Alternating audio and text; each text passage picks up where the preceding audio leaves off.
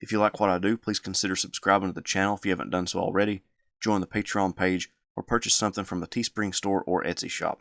Every little bit helps. Thank you.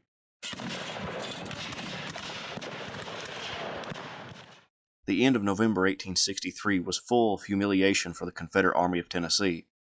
Within a short time, the various Union armies concentrated at Chattanooga and dislodged the Confederates from Lookout Mountain and Missionary Ridge, sending the rebels running into northern Georgia. The only bright spot in the situation for the Confederacy was the amazing stand of Major General Patrick Cleburne, who held off attacks at Ringgold Gap, giving time for the Army of Tennessee's wagon train to make it to safety. The Army of Tennessee's commander, General Braxton Bragg, resigned his post as its commander in early December and would become one of the advisors for Jefferson Davis, the President of the Confederacy. The President now needed to make a tough decision as to who would replace Bragg.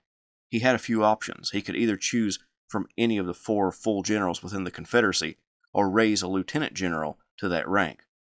Of the full generals, the highest ranking was Samuel Cooper, whose age prevented him from taking the field, so he acted in an administrative capacity in Richmond, Virginia, the capital of the Confederacy. Robert E. Lee was the next in line, but he already commanded the Army of Northern Virginia, and if he moved Lee west, that still left the problem of filling the role of commander of one of the 2 largest armies in the Confederacy. The last 2 full generals that Davis could choose were Pierre Gustave Toutant Beauregard and Joseph E. Johnston. Davis didn't like either of the 2 men. Their squabbles over rank and strategy kept them from the president's good graces. Of the 2, Johnston had the most experience commanding an army, and he was good at administrative work as an army commander. Davis looked at his lieutenant generals, including James Longstreet, William Hardee, and Leonidas Polk. Longstreet demonstrated a lack of ability and independent command while in East Tennessee. Hardee was acting as commander of the Army of Tennessee after Bragg left, but he said he didn't want that responsibility. And Polk caused numerous problems inside the army and on the battlefield.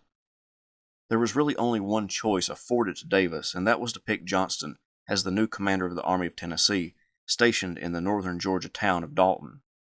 As Davis battled with that question, the Union victories at Chattanooga elevated the star of Major General Ulysses S. Grant even higher. Parts or the whole of the Army of the Cumberland, Army of the Tennessee, and Army of the Potomac came together to defeat Bragg at Chattanooga. Grant, as commander of the military division of the Mississippi, commanded that force at Chattanooga and indeed basically all Union forces between the Appalachian Mountains and the Mississippi River. His successful capture of Fort Henry and Donelson, defeat of the Confederacy at Shiloh, capture of Vicksburg, and the dislodging of Confederate forces from Lookout Mountain and Missionary Ridge around Chattanooga would elevate Grant. President Abraham Lincoln called Grant to Washington in early 1864, and in mid-March promoted Grant to the rank of lieutenant general, a rank only one man had held before him, George Washington, although Winfield Scott held that rank as a brevet promotion. That rank put Grant at the head of all Union forces. In the upcoming 1864 campaign season, Grant would put his headquarters with the Army of the Potomac so he could watch its progress and hopefully help it win victories that was sorely needed, or at least gain significant ground. However, this left his position as commander of the military division of the Mississippi open. Who would he choose to lead the other offensive, this one into Georgia, as he guided the other through Virginia? Of the generals in and around Chattanooga, Major General George Thomas ranked highest in seniority and was a solid and dependable general. He helped stave off defeat at Stones River and prevented a defeat at Chickamauga from becoming a disaster. However, there were things going against him. One, he was a Virginian who decided to stay loyal to the Union, so he didn't have any politicians looking out for him in Washington. And 2, Thomas had been loyal to both of his predecessors who the War Department didn't like. One was William S. Rosecrans as the commander of the Army of the Cumberland, the army Thomas now commanded, and Don Carlos Buell as commander of the Army of the Ohio. Thomas's reputation for being a slow-moving general didn't help him either. Grant would choose his most trusted subordinate to lead the effort to capture Atlanta, William T. Sherman. Sherman didn't have the record that Thomas had, but Grant trusted Sherman and knew with Sherman in charge of the army in the West and with himself overseeing the operations in the East that they could work better together than any duo in the Union. Grant and Sherman met in Cincinnati to plan their respective campaigns. During this meeting with Grant, the 2 generals decided that Grant would concentrate on Lee in Virginia with the goal of capturing Richmond, and Sherman was to attack Joseph E. Johnston's Army of Tennessee in Georgia with the goal of capturing Atlanta. The Union now had two men who would work together to bring the war to a close, and 1864 would be a joint effort on the part of Grant and Sherman. Northern Georgia, where Sherman would face Johnston, beginning at Dalton, was going to be a difficult area for the Union general to operate. No major waterway could supply his troops. He would have to rely on wagons and a precarious railroad to bring them food and equipment. His army would need 1,300 tons of goods every day to operate. There weren't enough rail cars on the line from Louisville to Nashville, from Nashville to Chattanooga, and from Chattanooga to his army to accommodate this amount of freight. So Sherman went about accumulating all railroad cars within his jurisdiction that he needed. Washington gave Sherman permission to shut down all traffic except for military freight. He told a Nashville commissary officer that, "If you don't have my army supplied and keep it supplied, we'll eat your mules up, sir. Eat your mules up." Johnston, from January to April 1864, argued with President Davis over the strategy for dealing with the Union forces concentrated at Chattanooga. Johnston's aloofness when reporting his strength and his army's ability to operate irritated the President and the Confederate War Department. Davis wanted to invade East Tennessee, but Johnston didn't believe that he had the troop strength nor the supplies to operate in that region. The President wanted Johnston to go on the offensive and take back large sections of Tennessee. Johnston wanted to combat the Union Army in northern Georgia, defeat it in battle, and then begin an invasion of the volunteer state. Neither man was willing to budge regarding their strategy, which caused a larger rift between the two men. Johnston didn't have to deal with all the logistical problems that Sherman did. Sherman had to bring his supplies over hundreds of miles of rail in hostile territory. However, the Western and Atlantic Railroad that ran from Atlanta to the Army of Tennessee's headquarters at Dalton was state-owned and operated. At various times during the war, it was difficult to get the individual railways to agree to military efforts. Johnston informed both the governor of Georgia and the Confederate government that if the railroad wasn't organized to bring him supplies, that he would have to fall back from Dalton toward Atlanta. This scared both the governor and the Confederate authorities, and they began to pry away rail cars and engines to get supplies to Johnston. The Army of Tennessee consisted of 2 infantry corps and 1 cavalry corps and numbered somewhere around 55,000 men. William Hardee was one of the infantry corps commanders. This dependable general served with that army through some of the most brutal battles, but in the fall of 1863 he was transferred to Mississippi for a short stint and was under the command of Johnston. The two men didn't get along in Mississippi, and when Johnston came to the encampment around Dalton, the two men were still somewhat enemies. Johnston didn't make an effort to win Hardee over to his side either. He didn't seek the counsel of Hardee despite that corps commander's experience. The newest corps commander in the Army of Tennessee was the newly promoted John Bell Hood.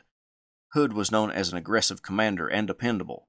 Most of his Confederate military career was in Virginia with the Army of Northern Virginia.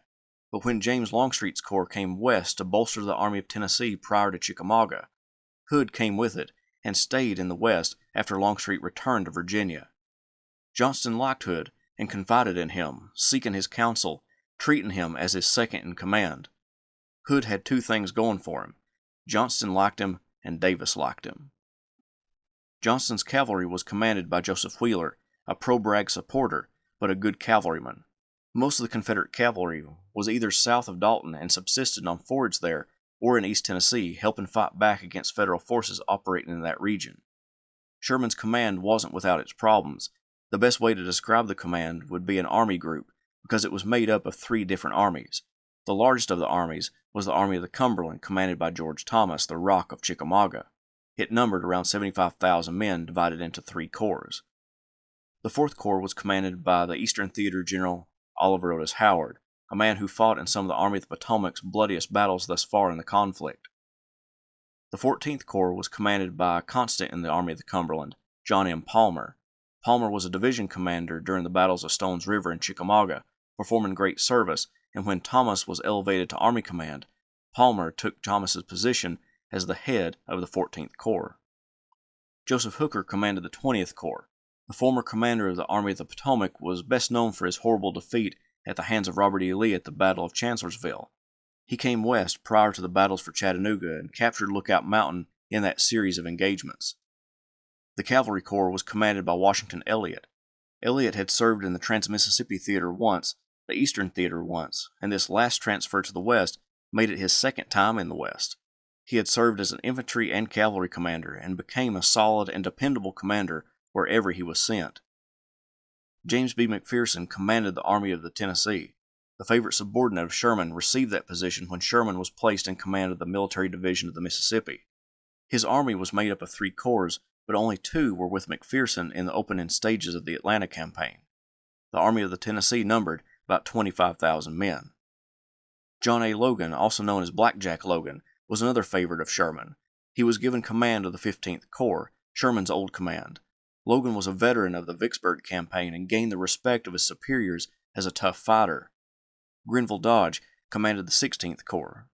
The veteran of many a battlefield and someone handpicked by President Lincoln for his railroad experience to determine the location for the beginning of the Union Pacific Railroad, made a good addition to the Army of the Tennessee.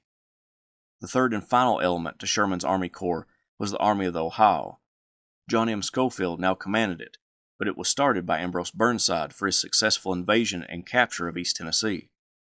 The Army of the Ohio was an army in basically name only. It consisted of 1 corps, which was also commanded by Schofield. It contained about 13,000 men and was the smallest element of Sherman's army group. In April, Grant sent instructions to Sherman. It stated, "You, I propose, to move against Johnston's army, to break it up, and to get into the interior of the enemy's country as far as you can, inflicting all the damage you can against their war resources." Sherman's plan for the Atlanta campaign relied on outmaneuvering the enemy to control key locations and force the enemy army to retreat. He wasn't a great battlefield general. His idea of waging war revolved around attacking infrastructure, not armies. Johnston, on the other hand, could never find a location that suited him, and his pessimism about the army and its landscape hindered his ability to counter the movements of Sherman. As historian Richard McMurray wrote, "The great struggle for North Georgia would be waged by one general who did not want to fight except in very limited circumstances and under conditions that seemed never to exist, and by another who preferred not to fight at all."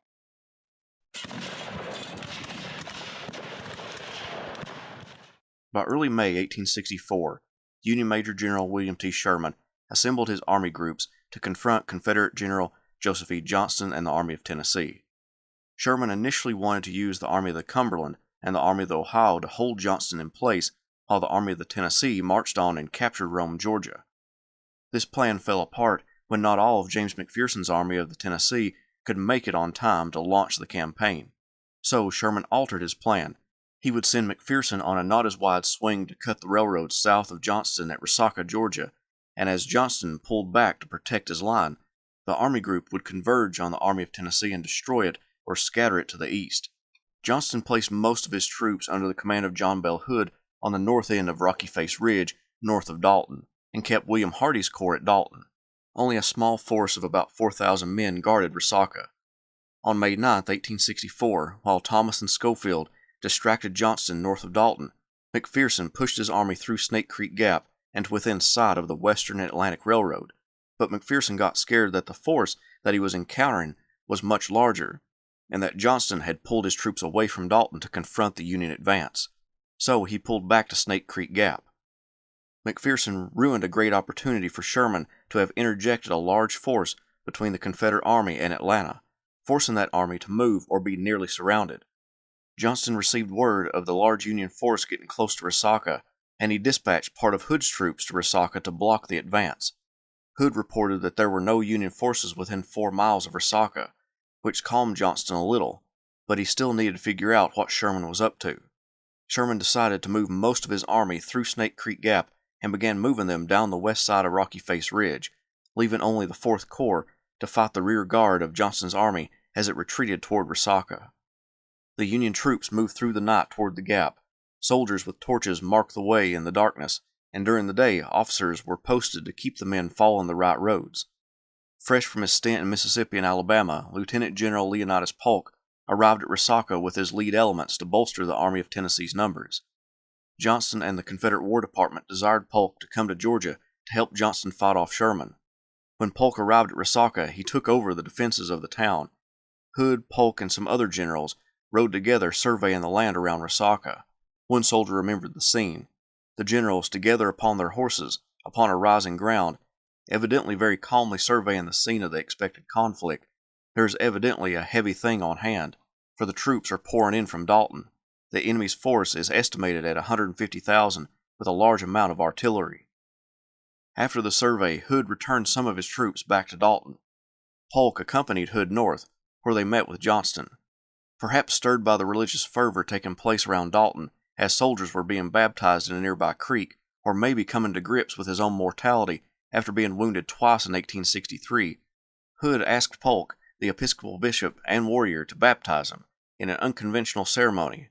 Hood stood with crutches instead of kneeling, and the water used to baptize Hood was held in a tin horse bucket. There stood the battered old hero, barely 30 years old. There the warrior bishop, Polk, and there stood your humble servant, with a flaring yellow candle in one hand and a horse bucket of water in the other. To Polk's question, "Dost thou renounce the devil and all his works, the vain pomp and glory of the world, with all covetous desires of the same, and the carnal desires of the flesh, so that thou wilt not follow, nor be led by them?" Hood replied, "I renounce them all." The next day, Polk returned to his troops at Resaca, as Johnston attempted to discover Sherman's plans. When a party of soldiers probed Sherman's lines, they discovered only a small force remained. Sherman was on the move. Johnston began moving troops to Resaca to block Sherman's flanking attempt, setting the stage for the first major battle of the Atlanta Campaign, the Battle of Resaca. Johnston positioned his army in the defenses around the town of Resaca, with his left flank on the Oostenaula River and his right flank on the Conasauga River. The Confederate army beat Sherman's mammoth force to the town and now waited for the Union soldiers to assault their position. On the morning of May 14th, most but not all of Sherman's force was in position around the city. John Schofield's Army of the Ohio occupied the left flank, with the 14th Corps of the Army of the Cumberland on its right. Sherman wanted the two corps to swing like a door, driving the Confederates toward the town. The divisions of Jacob Cox and Henry Judah from the Army of the Ohio, and Absalom Barrett and Richard Johnston's divisions of the Army of the Cumberland, stepped off for the attack. Because the units were swinging to the rightmost brigades made contact with the Confederate line first. Those brigades were unsupported because of the swing and began to fall back as the rest of the attacking column made its swing to the right. Judah's division overlapped Baird's division, creating confusion in the assault. A member of Baird's division remembered, "The face of the country was very rough, rising and falling in a succession of high hills and deep gorges, covered with an almost impenetrably dense growth of timber, rendering it a very difficult matter for troops to advance in line. On reaching the second line of hills, we passed our skirmish line and were struck by the enemy's formidable line. Our advance was here to some extent checked, some of the men in the line stopping and lying down behind the crest of the hills. But the main portion of the lines rushed down the hill and charged toward the enemy's works, under a most murderous fire of canister and shell from the enemy's batteries, as well as the musketry from their lines. Our lines suddenly found themselves confronted by a deep, narrow stream with quicksand in places and steep, muddy banks. Our troops sprang into the creek and opened fire on the rebel lines. The attack proved too devastating to the Union columns, and they began to fall back.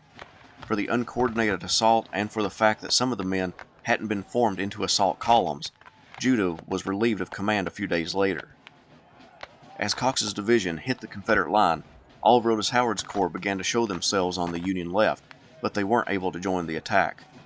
The assault on the angle of the Confederate line was a brutal struggle, as the Union troops maneuvered over the difficult terrain only to be hit with incredible amounts of musketry and artillery fire.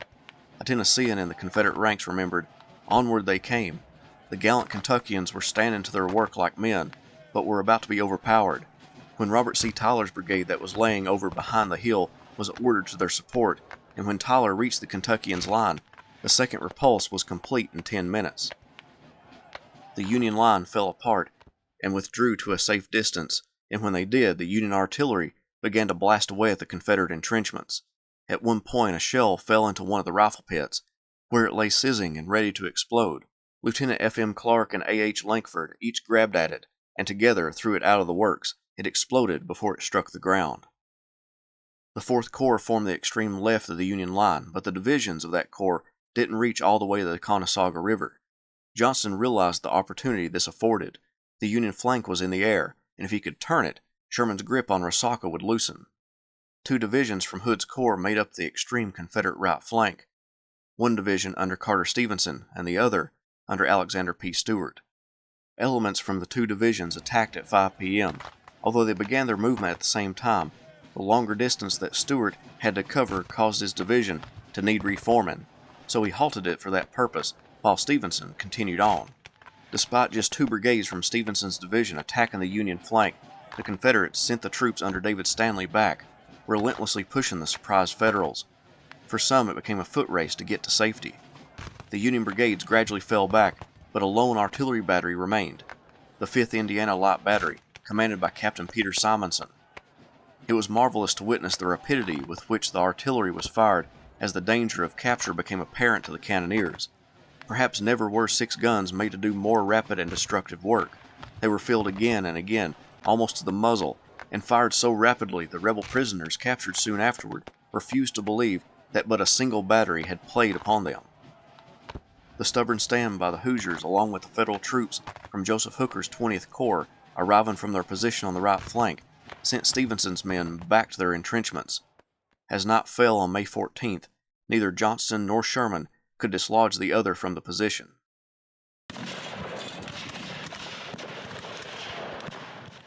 So far, Joseph E. Johnston had held off William T. Sherman's attacks along his line and even launched an offensive himself against the exposed Union left flank, but that was thrown back by Joseph Hooker's 20th Corps. At about the same time that Stevenson's division was fighting on the Confederate right, another major attack was taking place on the Union right flank. James McPherson and Corps Commander John A. Logan could hear the rattle of musketry and the roar of cannons on the left flank and wanted to prevent Leonidas Polk in their front from sending troops to aid the Confederate right flank. Plus, there were some hills in their front that, if captured, would allow Union forces to batter the Confederate entrenchments, the railroad, and the town of Resaca. At 6 p.m., a bugle rang out, and Logan's men stepped off toward the Confederate works. The men of the 15th Corps nobly dashed through a hailstorm of lead and iron, which belched forth from the enemy batteries and rifle pits. Reaching the base of the hill, they climbed the slope, and, running over the crest of the first undulation in the eminence, fairly effected lodgment under cover of a dip in the plateau. The hurrah of thousands of admiring friends followed the onward march of this command. The overwhelming numbers were too much for the rebels, and they broke, being swept from the field and driven to the west toward the second set of entrenchments. There were some brave spirits in both regiments who continued to pour it into the enemy from behind trees while the Federals occupied the crest of the ridge. We stopped all the men we could and put them into our line.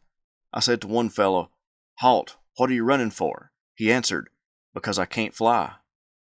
The attack allowed the Federal soldiers to gain the upper hand by capturing the hills from which they could pour artillery fire into the town. Polk realized the precarious situation and organized his men for a counterattack. His troops advanced toward the Union soldiers, now using the rebels' own works against them. One Union soldier remembered, "These dispositions were scarcely made when our skirmishers were driven in, followed closely by the enemy, who had massed a large force in our front and seemed determined to retake the position at all hazards. Colonel Americus Rice, 57th Ohio, in whose immediate front they were advancing in column by regiments, opened a murderous fire by rank, and with deadly effect. Other portions of the line on the left also delivered a well-directed fire on their flank, notwithstanding which they advanced to within 30 yards of our line before they were checked, and then only fallen back to reform and renew the attack, threatening my right flank. They were again repulsed and again rallied for another onset. By 8 p.m., Polk abandoned his attempt to regain the former works in the hills, and he recalled his men. The attacks launched by Logan and McPherson threatened to cut the Confederate army off from the south. Johnston's back was already against a river, and now his left or southern flank was threatened to be turned. He would be completely surrounded if the Union soldiers broke through on Polk's flank. Sherman didn't take advantage of this precarious situation. Instead, he ordered his troops to dig in. Johnston seemed unaware of the problems that Logan posed on his left flank, and instead ordered a daybreak attack on the Union left flank. But the time of the attack was changed to noon, but Carter Stevenson and Alexander Stewart didn't receive their orders until 3 p.m. It was determined for the two divisions to launch their attack at 4 p.m. On the other side, Sherman also ordered an attack around 4 p.m. A series of miscommunications led to a flailing attack by the rebels. Confederate Major General William H.T. Walker was south of Resaca guarding the crossings of the Oostenaula River. He detected Union troops moving across at Lay's Ferry and reported it to Johnston. In reality, it was just one division from Grenville Dodge's corps, but Walker surmised that it would be a major movement by the entire Union Army. Johnston got worried and called off the attack, but word couldn't reach Stevenson and Stuart before they launched their assault. In reality, only Stuart attacked. Stevenson believed he was simply ordered to support Stuart, not launch his own assault.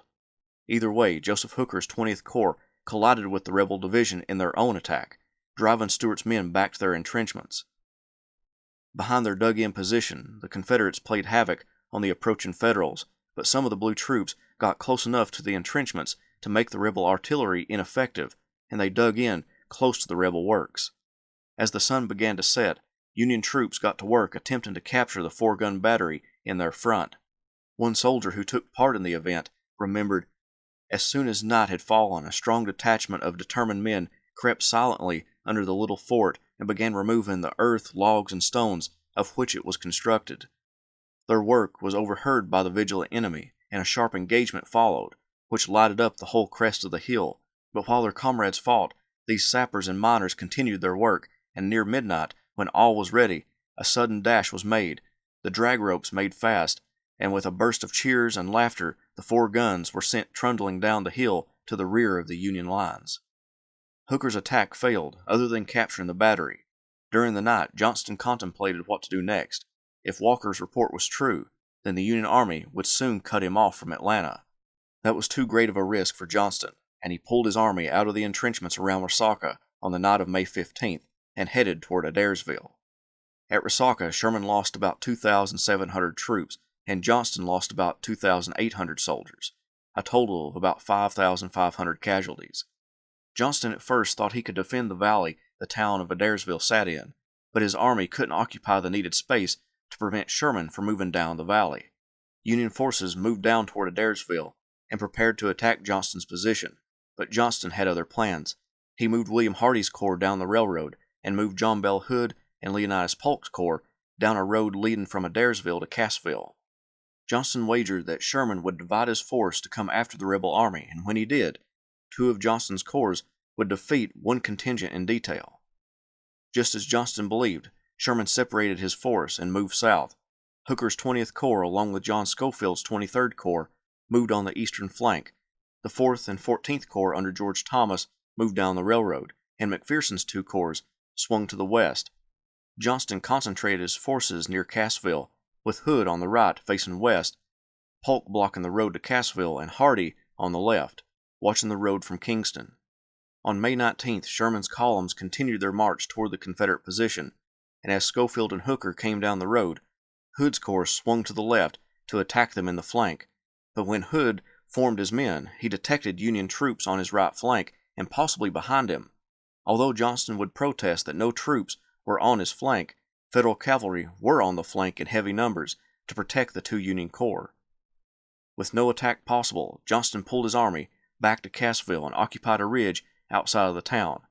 Union guns were trained on the Confederate position and delivered destructive volleys into the rebel ranks. It became so untenable that both Hood and Polk requested to move farther south or allow them to launch an attack. Johnston authorized the retreat. The Confederate Army's morale plummeted as they constantly retreated. A Confederate officer wrote to his wife around this time that, "I've seen so much beautiful country given up to the enemy as to be made unhappy by it. You cannot imagine how disheartening it is, and at the same time humiliating, to see the apprehension of the people of a country abandoned to the enemy. I had rather have the agony of defeat as far as my own feelings are concerned." The officer who wrote that letter was Joseph E. Johnston.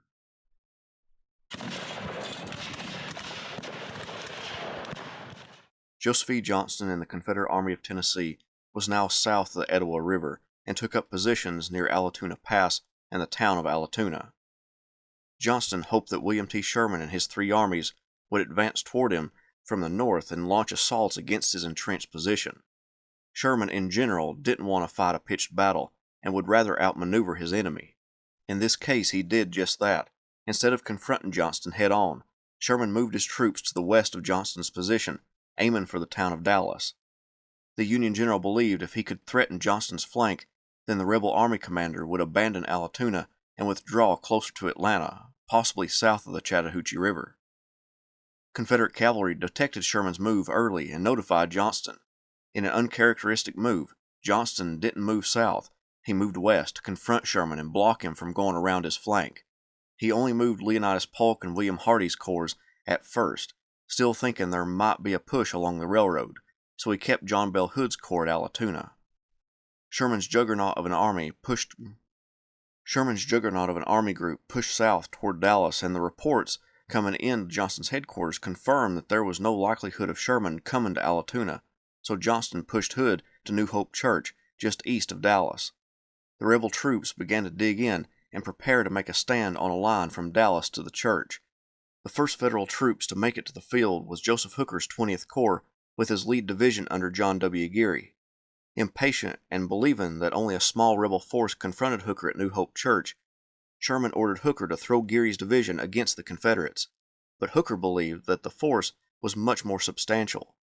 He was right, it was Hood's entire corps awaiting the Union soldiers. Hooker waited for his two other divisions to arrive, angering Sherman.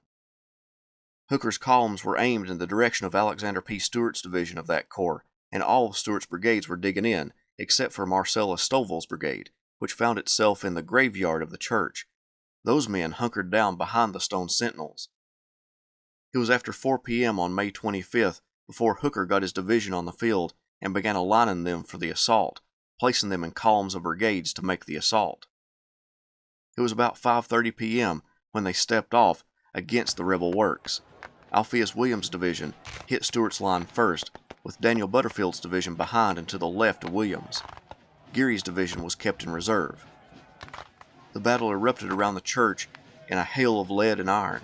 One soldier remembered, "In the midst of the din there was one mighty peal of thunder, so loud, so deep, so profound that we were awe-stricken. It made our heavy guns sound like the snapping of matches in comparison. It was comforting as well as awe-inspiring, for it made us remember that God was on His throne and still watching over His world." No one who heard that peal of thunder could ever forget it. Stewart, as his nickname of Old Straight suggested, sat straight in his saddle watching his men battle against the Federals. Stewart's son, Carruthers Stewart, barely 18 years old, was on Stewart's staff. Seeing his father get too close to the battle, he yelled out, "Now, Father, you know you promised Mother that you would not expose yourself today." Stewart's men howled with laughter at the comment, and as the general rode by, the soldiers would yell out, "Now, Father!" A courier from Johnston came up to Stewart and asked if he needed reinforcements. Stewart replied, "My own troops will hold the position." Unconvinced by Old Straight, Johnston sent some troops from Polk's corps to bolster Stewart's line. One of the soldiers who came from Polk's corps remembered, "The roar of musketry and boom of artillery mingled together told plainly that blood was being spilled freely, and with a yell we pressed on to let Hood's men know that help was near and encouraged them to stand to their post. Before we reached the battlefield, stray bullets began to strike in our ranks, and several were killed and wounded. Just in rear of Hood's line, we were halted and found that both sides were merely holding their own. We rested a few minutes and somewhat recovered our breath when we were ordered forward. Then came the tug of war. The Yanks contested the ground stubbornly, and the carnage was fearful. Part of Williams's division began to gain ground near a Louisiana artillery battery. The rain and blasts from the cannons and rifled musketry hit in amongst the Union soldiers, but still they persisted through the tangled dense forest. Among the artillery crew were 3 brothers with the last name of Bridgens. The oldest brother was working the rammer and was almost immediately killed as Williams' men approached. Another brother grabbed the rammer to ram a charge home, and he was killed. The third and youngest brother stepped up to the muzzle of the cannon and took his brother's place. Miraculously, he survived the battle. As darkness began to cover the battlefield, Hooker recalled his divisions. As Hooker's men pulled back from the field, Oliver Otis Howard, commander of the 4th Corps, rode up. He feared that the other commanders might blame him for the failed assault. His army commander, George Thomas, prodded him all day to get to the front to help Hooker, but to no avail. Some of the top generals that night sat around a campfire discussing the day's events. Howard, being a teetotaler and very religious, attempted to avoid situations where alcohol and harsh language was present, and that night was no different. Plus, Howard and Hooker didn't get along very well to begin with. Hooker partially blamed Howard for the defeat at the Battle of Chancellorsville, where Stonewall Jackson rolled up Howard's flank. Around the campfire that night, Hooker commended Williams on his attack. Williams recounted the scene in a letter home. Everyone congratulated me on the splendid manner my division made the advance. General Hooker said to me, "It was the most magnificent sight of the war. That in all his experience, he has never seen anything so splendid." As the generals talked, burial parties, hospital attendants, and comrades scoured the battlefield looking for dead and wounded. One soldier described the aftermath of battle in general from what he saw at New Hope Church. "The soldier is mortally wounded on the field, but not quite dead. He is borne on a litter to a safe position where the ambulances of his brigade takes him to the hospital. There the doctor perhaps pronounces his case hopeless, and he is laid aside where he lingers for an hour, perhaps a day, then dies. If there is any hope his wound is dressed, then perhaps he dies after a day or so, and he meets a soldier's burial, in the same clothes in which he died, unwashed, smeared in his own gore, a horrid sight. We dig him a grave 2 feet deep, wrap him in his blanket, if he has one, and cover him up. Such is a soldier's burial at the hospital." Private R.J. McGowan of the 37th Alabama was put into the back of an ambulance and taken to a hospital after being knocked unconscious by an artillery shell. He laid there for several hours until the doctor pronounced him dead, and he was drug off the table. As they took him up to roll him in his blanket preparatory to laying him in his grave, he gave a kick, and he was laid down and in a few minutes was able to sit up. A few minutes more to the horror of war would have been added that of being buried alive. The Union lost 1,665 troops in the attacks by Hooker's corps. The Confederacy's casualty list numbered about 400, most coming from Stuart's division. This was still a filling out process for Sherman. He had no idea what force was in front of him. Was it just a division, a corps, or the entire Confederate Army? The rest of Sherman's army group was yet to come up, but most of them would be up the next day.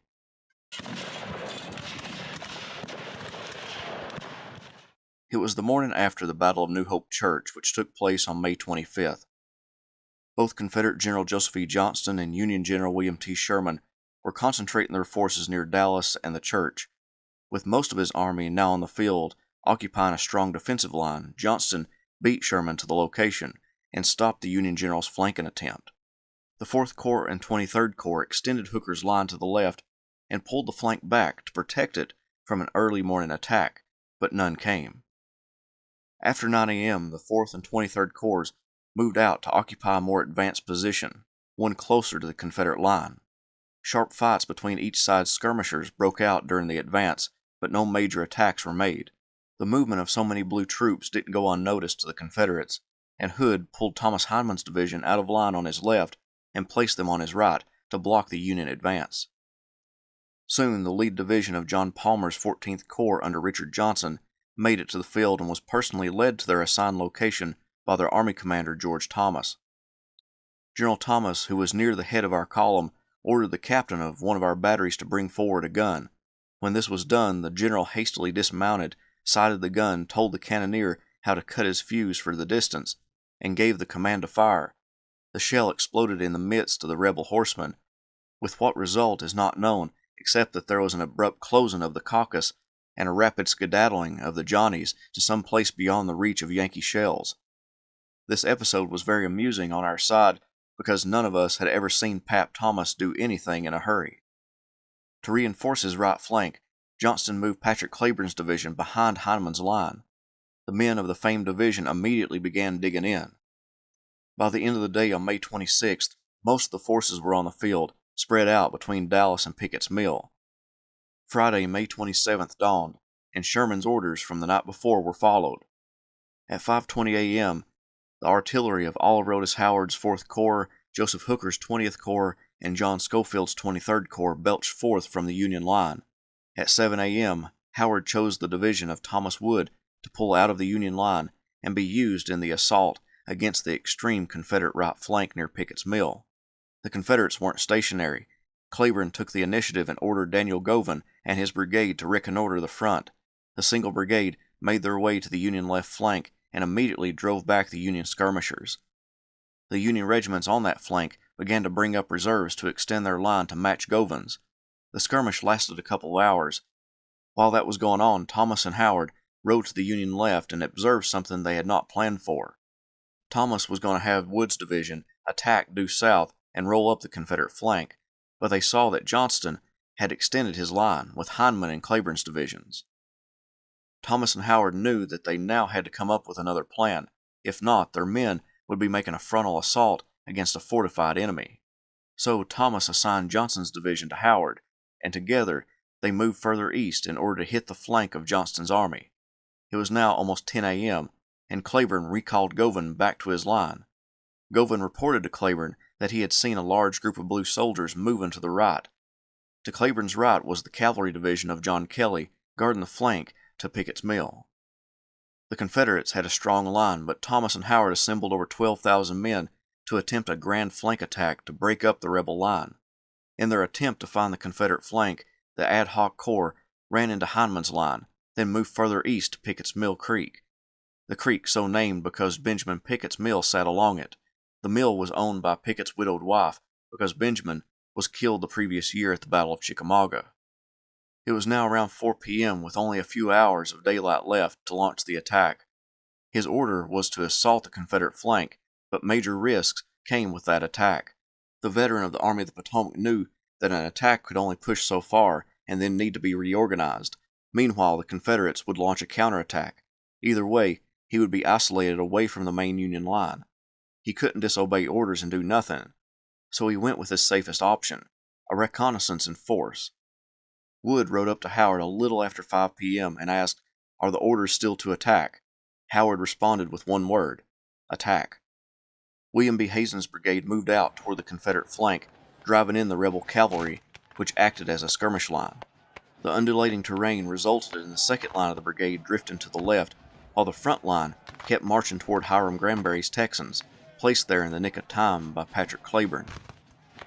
Union lieutenant and famous author Ambrose Bierce wrote about a battlefield phenomenon that he witnessed on many battlefields, including Pickett's Mill. In many instances, which have come under my observation, when hostile lines of infantry engage at close range and the assailants afterward retire, there was a dead line beyond which no man advanced but to fall. Not a soul of them ever reached the enemy's front to be bayoneted or captured.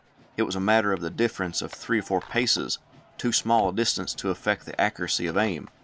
In these affairs, no aim is taken at individual antagonists. The soldier delivers his fire at the thickest mass in his front. The fire is, of course, as deadly at 20 paces as at 15 as at 10. Nevertheless, there is a dead line, with its well-defined edge of corpses, those of the bravest.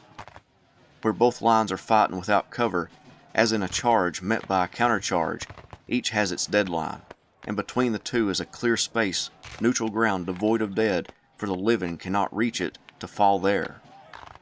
I observed this phenomenon at Pickett's Mill. Standing at the right of the line, I had an unobstructed view of the narrow, open space across which the two lines fought. It was dim with smoke, but not greatly obscured. The smoke rose and spread in sheets among the branches of the trees. Most of our men fought kneeling as they fired, many of them behind trees, stones, and whatever cover they could get, but there were considerable groups that stood. Occasionally one of these groups, which had endured the storm of missiles for moments without perceptible reduction, would push forward, moved by a common despair, and wholly detach itself from the line. In a second every man of the group would be down. There had been no visible movement of the enemy, no audible change in the awful, even roar of the firing, yet all were down. Frequently the dim figure of an individual soldier would be seen to spring away from his comrades, advancing alone toward the fateful interspace with leveled bayonet. He got no farther than the farthest of his predecessors. Major John R. Kennard of the 10th Texas monitored his lines and shouted encouragement to his men, like, "Put our trust in God, men, for He is with us." However, he couldn't resist taunting the enemy and yelled, "Come on, we are demoralized." About that moment a bullet struck him in the head, but it was only a glancing blow. Soon the major rose to his feet and said, "Boys, I told them a lie, and I believe that is the reason I got shot." On the Union left, Hazen's second line pushed the rebel horsemen. Granbury and Cleburne realized their predicament as more Union regiments advanced on their right. Granbury asked Govan for assistance, which he sent in the form of the 8th and 19th Arkansas. Cleburne brought Lowry's brigade from the reserve and sent them against Hazen's left regiments, which were now battling with rebel cavalry in and around a cornfield. The 8th and the 19th Arkansas and the 33rd Alabama charged the 5th Kentucky, which sat in a wooded depression in the field, driving the Federal soldiers back to the north end of the field. The other 3 Federal regiments couldn't take the musketry any longer and pulled back to the north end of the cornfield. Benjamin Scribner and his brigade was north of Hazen's position, and depending on the source, he was to guard the division's flank or help guard Hazen's flank. He pushed 2 of his lead regiments forward through a wheat field, pushing back the Confederate cavalry in that sector, but instead of pushing the horsemen out of the way, those 2 regiments brought fence rails from their former position with them and threw up breastworks where they stopped to engage with the cavalrymen. Concerned about his left flank, he moved 3 regiments across Pickett's Mill Creek to engage with the rebels on that side. The rebel horsemen were outgunned and were pushed back as Scribner's regiments extended the line to the east. The movement by Scribner was too delayed to give Hazen any help on the front line. Hazen saw that any other attacks were pointless and ordered his men to retire back to the starting point. Many of the regiments left, but some stayed on both the left and the right, specifically the 124th Ohio. Once back to safety, the regiments and companies attempted to bring their brigade back together. The 93rd Ohio formed around a single lieutenant. That lieutenant saw Hazen and Howard riding together. The lieutenant saluted Hazen and asked, "General, where is our brigade? We wish to report our regiments." Tears came into Hazen's eyes and he said, "Brigade, hell, I have none, but what is left is over there in the woods." Hazen then rode over to the Ohioans and told them to get some rest. Hazen's men battled for about an hour without help. By the time they retired, Wood finally sent in the next brigade, that under William Gibson, commanded in the absence of August Willock, who was wounded a few weeks before. Just like with Hazen's brigade, Gibson's first and second line split as they moved across the landscape, with part of it going into a field while the rest advanced toward Granbury's Texans.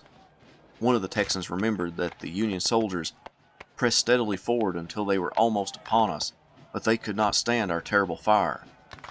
When but a few feet from the points of our bayonets, they seemed to wither away, and those not killed or wounded were forced to fall back. The color bearer of the regiment fell with his colors. Instantly another seized the flag and held it aloft, only to fall dead. Again and again it was raised until 6 brave men yielded their lives in trying to keep it flying. The 6th man fell with the flag in front of our company, only about 10 or 12 feet from us. There it lay within our grasp. I could have reached it with a single bound, but thought it was already ours.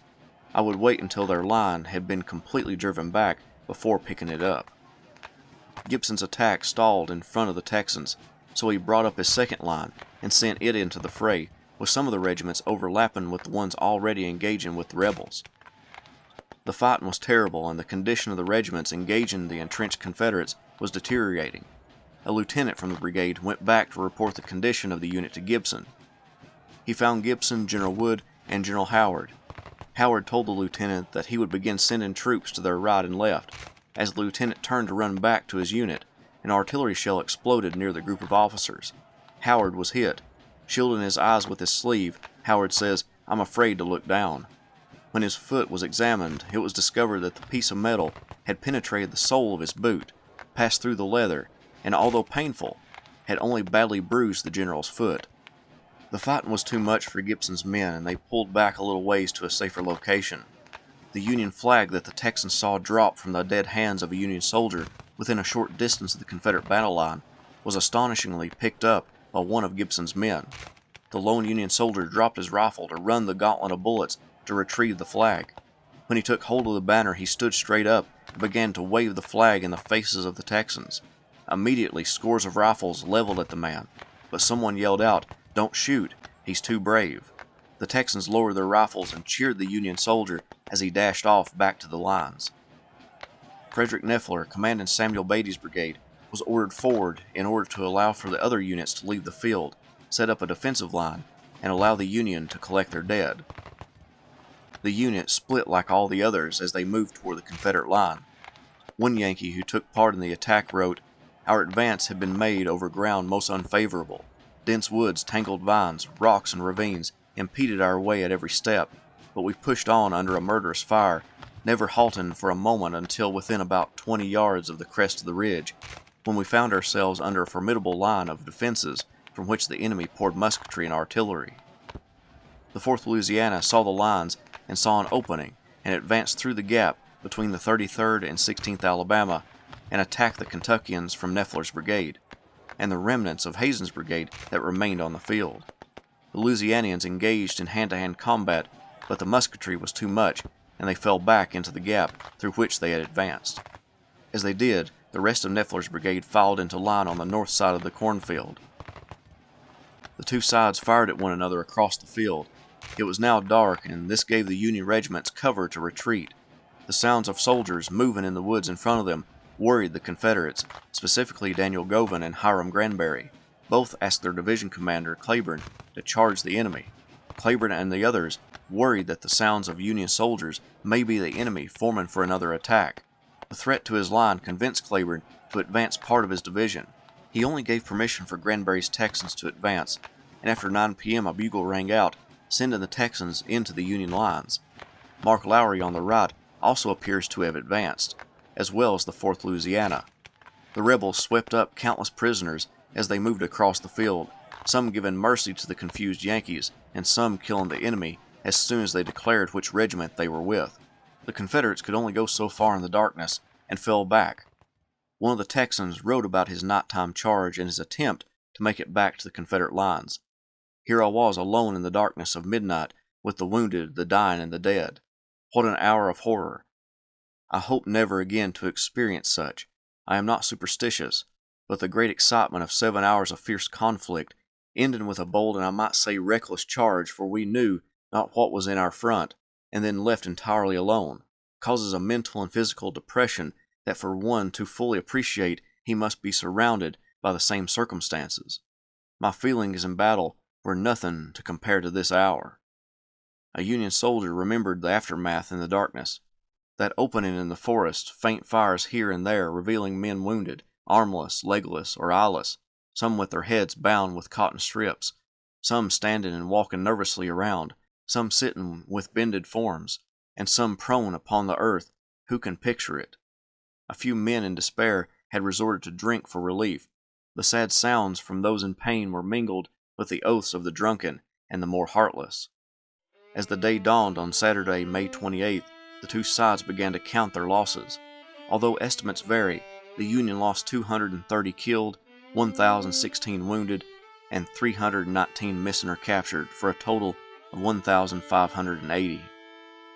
The Confederacy's losses are much harder to estimate, but one historian estimates that they lost 648 total during the Battle of Pickett's Mill. The day had been bloody, but there was still more fighting to be done along this line.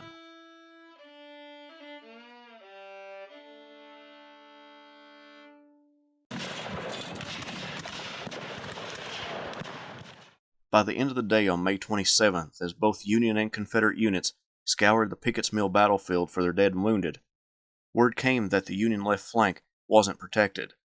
Who exactly came up with the plan is debated. John Bell Hood claimed he conceived of the idea, and Joseph E. Johnston claimed he thought of the plan. Either way, it was decided that Hood would move his troops out of line and attack the Union left flank early on the morning of May 28th. When Hood's corps pulled out, Hardee and Polk extended their lines to the north in order to cover the required territory.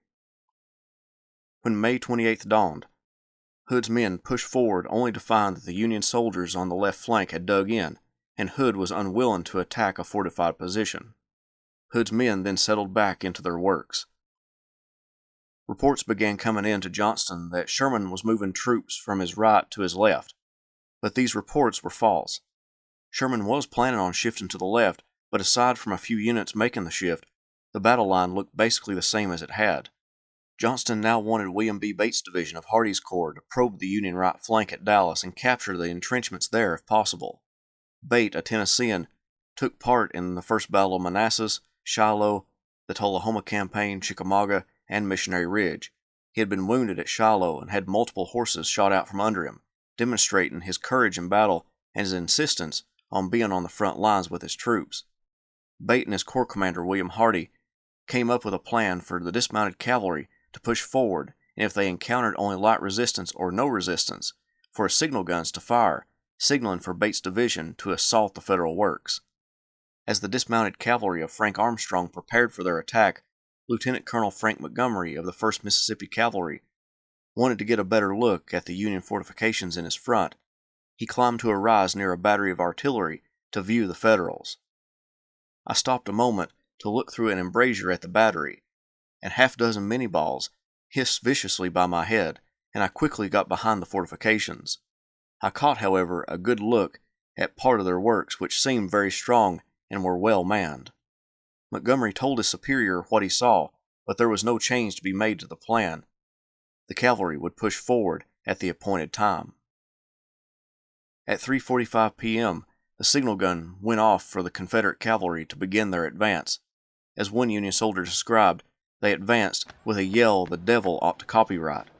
The Union soldiers were mostly lounging about, some bowling coffee, and others taking a nap on this warm afternoon, not expecting an attack to occur in their front. In their advance, the rebels captured 3 cannons belonging to the 1st Iowa Artillery. From a little ways away, Sam Watkins of the 1st Tennessee Infantry watched the attack, writing, "We can see the line of dead and wounded along the tracks over which he passed, and finally we see our battle flag planted upon the Federal breastworks. I cannot describe the scene." The rebels got close to the works and even gained some of the outer perimeter entrenchments, but they couldn't gain a foothold. Plus, John Logan, the 15th Corps commander, rushed troops to the point of attack and drove back those rebels who did make it close enough to the fortifications. Armstrong withdrew his men from the fight. What happened next was a series of miscommunications that resulted in the senseless deaths of men from Bates' division. Bates himself realized from Armstrong's cavalry attack that the Federal troops were dug in and well supported, so he sent a courier to tell his 3 brigades of infantry that there would be no attack. The courier made it to Thomas Smith's brigade, but word never got to Jesse Finley's Floridians or Joseph Lewis's Kentuckians. During the attacks by Armstrong, Smith moved his brigade forward a short distance in preparation for an anticipated attack. The sound of battle rattled through the dense forest around Dallas, so much so that Lewis couldn't tell if the signal guns had went off. Lewis sent an aide to find Smith, but when the aide went to where Smith was originally located, he found an empty position and assumed Smith had already begun his attack and the Kentuckians were late. In reality, Smith's brigade was only a short distance away, but the forest concealed their presence. Lewis, not wanting to leave his comrades alone in the front ranks, making attacks, ordered his brigade forward. They drove in the first set of Union defenders from the breastworks and got to within 50 yards of the main line. Soon Finley's brigade, commanded by one of Finley's subordinates, because Finley had been wounded at Resaca, made it to the front with Lewis. The 2 brigades fired volleys into John A. Logan's corps. Finley's brigade was the first to fall back, but the Kentuckians held on, determined to hold on to the ground they paid such a dear price for. Bates found his 2 brigades engaged with the enemy and ordered them to withdraw, which they did, but grudgingly. The Union defenders were convinced that all of Hardee's corps had attacked their position, so violent was the attacks.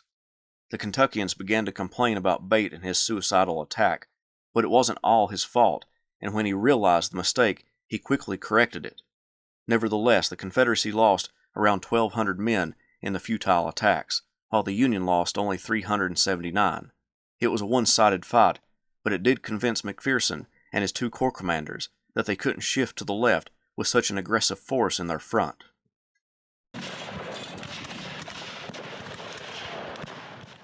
So far, the Atlanta campaign had been a series of maneuvers, William T. Sherman trying to outflank Joseph E. Johnston, and Johnston attempting to block Sherman's movements. Johnston's strategy at the beginning of the campaign, as he put it, was to beat the enemy when he advances and then move forward. Thus far, Johnston had not beat the enemy in any significant way. He was giving up ground at an alarming rate according to Confederate politicians, especially Confederate President Jefferson Davis. As historian Richard McMurray explained, it soon became equally clear that Johnston was not skillful, bold, or daring enough to compel Sherman to launch a massive assault against a fortified location, to make for himself some opportunity that the Southerners could exploit, or even to block Sherman's flanking maneuvers. In short, the strategy that Johnston had confidently set out to pursue had failed completely, and there did not seem to be much possibility that he could make it work any better in the future than he had made it work in the past. One reason that Johnston never could find an opportunity to strike is because of the entrenchments created by both armies at a moment's notice. Both Confederate and Union soldiers, upon halting, began to throw up earthworks to protect themselves in case of an attack. At the beginning of the campaign, both sides would pile logs or stones up in front of their position as added protection, but just a month in, those soldiers moved vast amounts of earth to create entrenchments that rivaled those made in siege warfare.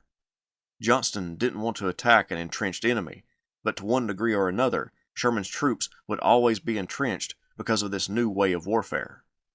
Despite giving up so much ground, Johnston was optimistic about the campaign. He believed that his Army of Tennessee had made Sherman pay for every inch of ground he gained. Some of his staff estimated that Sherman had lost more than 45,000 men, a greatly exaggerated number, plus the number of troops the Union general had to dispatch in order to protect his ever-increasing supply line. Johnston's Chief of Staff, William W. McCall, would write, "We have thus far succeeded in making Sherman pay 3 or 4 casualties for every one of ours. If we can keep this up, we win." Also, Johnston's optimism of William Hardee, one of his corps commanders, was growing. Johnston wrote to his wife Lydia that Hardee's conduct in our recent difficult operations has been admirable, his bearing in danger high, and his counsel fair and candid. Between ourselves, would not give him for both his compeers. Hardee's 2 other peers were Leonidas Polk and John Bell Hood. At the beginning of the campaign, Hood was Johnston's closest confidant and someone Johnston would rely on, but by June, Johnston's opinion of Hood had dropped. Johnston gave Hood great opportunities to use his aggressive tactics on the enemy, but each time Hood failed. At Cassville, he failed to strike Sherman's isolated column. On the ridges outside of Cassville, Hood was the largest proponent of pulling out of the position, and following Pickett's Mill, Hood made the aborted effort to strike the Federal Army's left flank. Hood had let Johnston down. Unfortunately for Johnston, Hood, as the young general was recovering in Richmond from his wounds received at the Battle of Chickamauga, became friends with the President and the First Lady. Hood attended church with Davis and spent hours flattering the commander-in-chief. When Hood came west to become Johnston's corps commander, Hood began sending letters back to the President reporting on the inner workings of the Army and providing him information about Johnston. At first, it appeared that Hood liked Johnston and respected him, but at least one historian thinks that Hood's desire for higher command led him to criticize Johnston more and more as the months went on. Johnston's optimism about the campaign led him to call on the President and his military advisor and former commander of the Army of Tennessee, Braxton Bragg, to send cavalry from Mississippi and West Tennessee under Stephen D. Lee and Nathan Bedford Forrest on raids to cut Sherman's supply lines.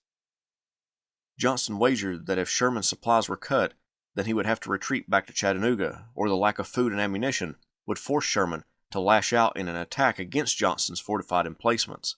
Either way, Sherman couldn't stay in North Georgia for long. However, the tumultuous relationship between Johnston and Davis led the President to refuse to give Johnston aid. Although the aggregate numbers for all his cavalry was over 10,000, Johnston only had around 2,000 effectives that could perform cavalry operations, and those were needed to screen the army and scout the Federal positions, not enough to also launch raids deep into the Union Army rear. Sherman wasn't idle. He had the benefit of controlling all Union forces between the Appalachian Mountains and the Mississippi River. He ordered raids from Memphis and other locations to keep Lee and Forrest busy so they couldn't damage his rail transportation from Nashville to Chattanooga. Sherman was also gaining more troops by this point in the campaign. Francis P. Blair, the 17th Corps commander in the Army of the Tennessee, was making his way to Sherman's Army Group and would arrive when Sherman moved the Army Group back to the railroad, adding around 9,000 more men to the Union war effort.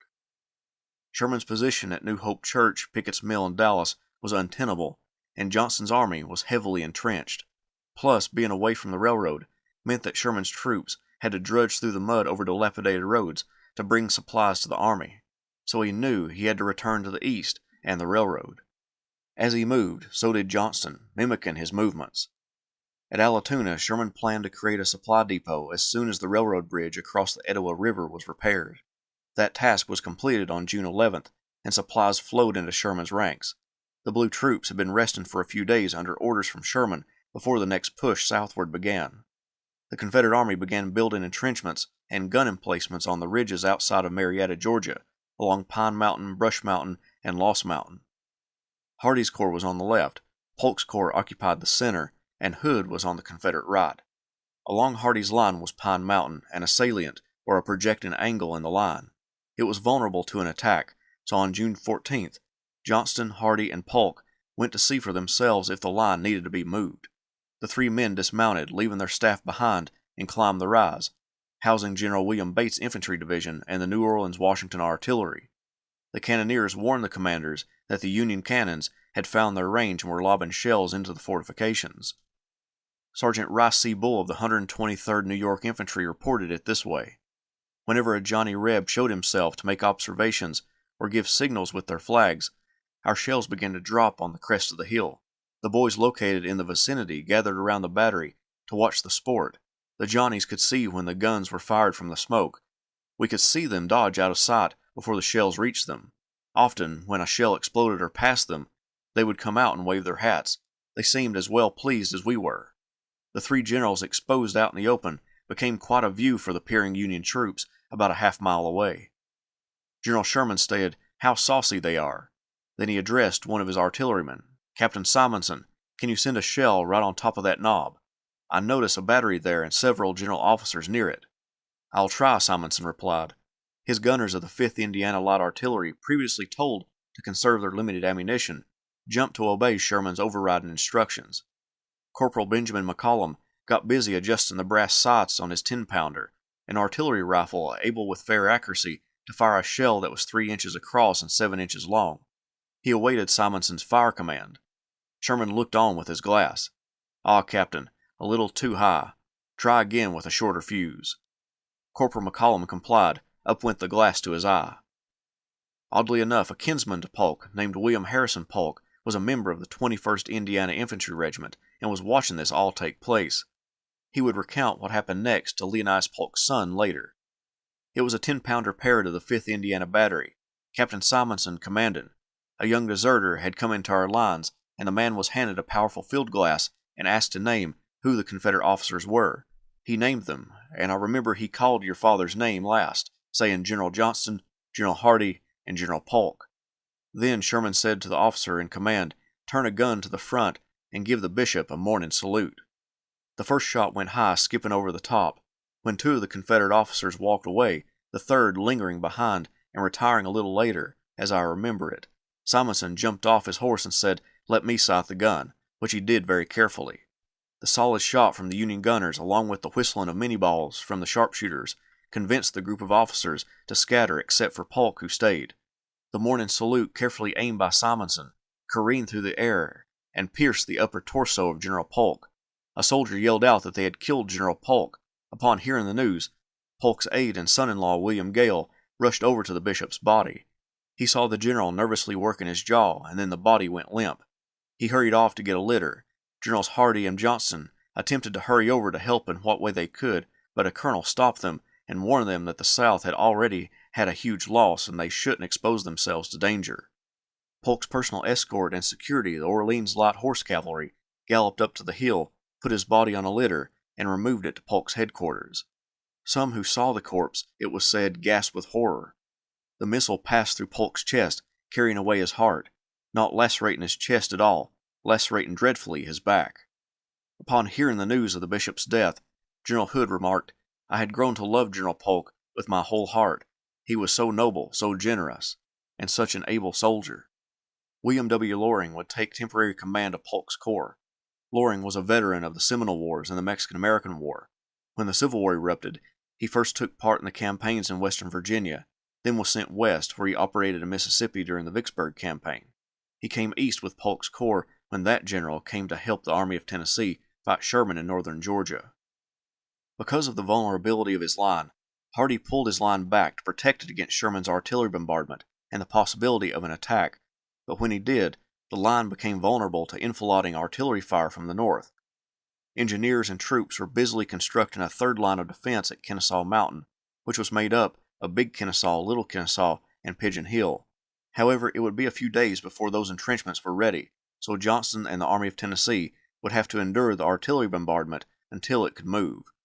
On the night of June 18th and into the morning of June 19th, Johnston moved his army into this third defensive line on Kennesaw Mountain. It was a strong line, and aside from his line on Rocky Face Ridge, was arguably the strongest line that Johnston's men held during the campaign. Sherman awoke on the 19th to find the rebel entrenchments on Lost Mountain, Bush Mountain, and Pine Mountain empty, and moved to counter Johnston's movements. Seeing the buildup of Union troops to the southeast, Johnston moved Hood's corps to the left toward Kolb's Farm. Rebel cavalry occupied Hood's former entrenchments. The battle lines were now set for the next battle in the campaign, the Battle of Kolb's Farm, and the Battle of Kennesaw Mountain.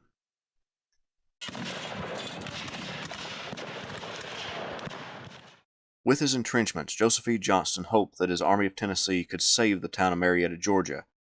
By moving Hood to the southeast, he blocked John M. Schofield's 23rd Corps and Joseph Hooker's 20th Corps from swinging around his left flank and taking the Powder Springs Road straight to Marietta. Hood, upon reaching the flank, displayed his aggressive behavior that made him famous on previous battlefields.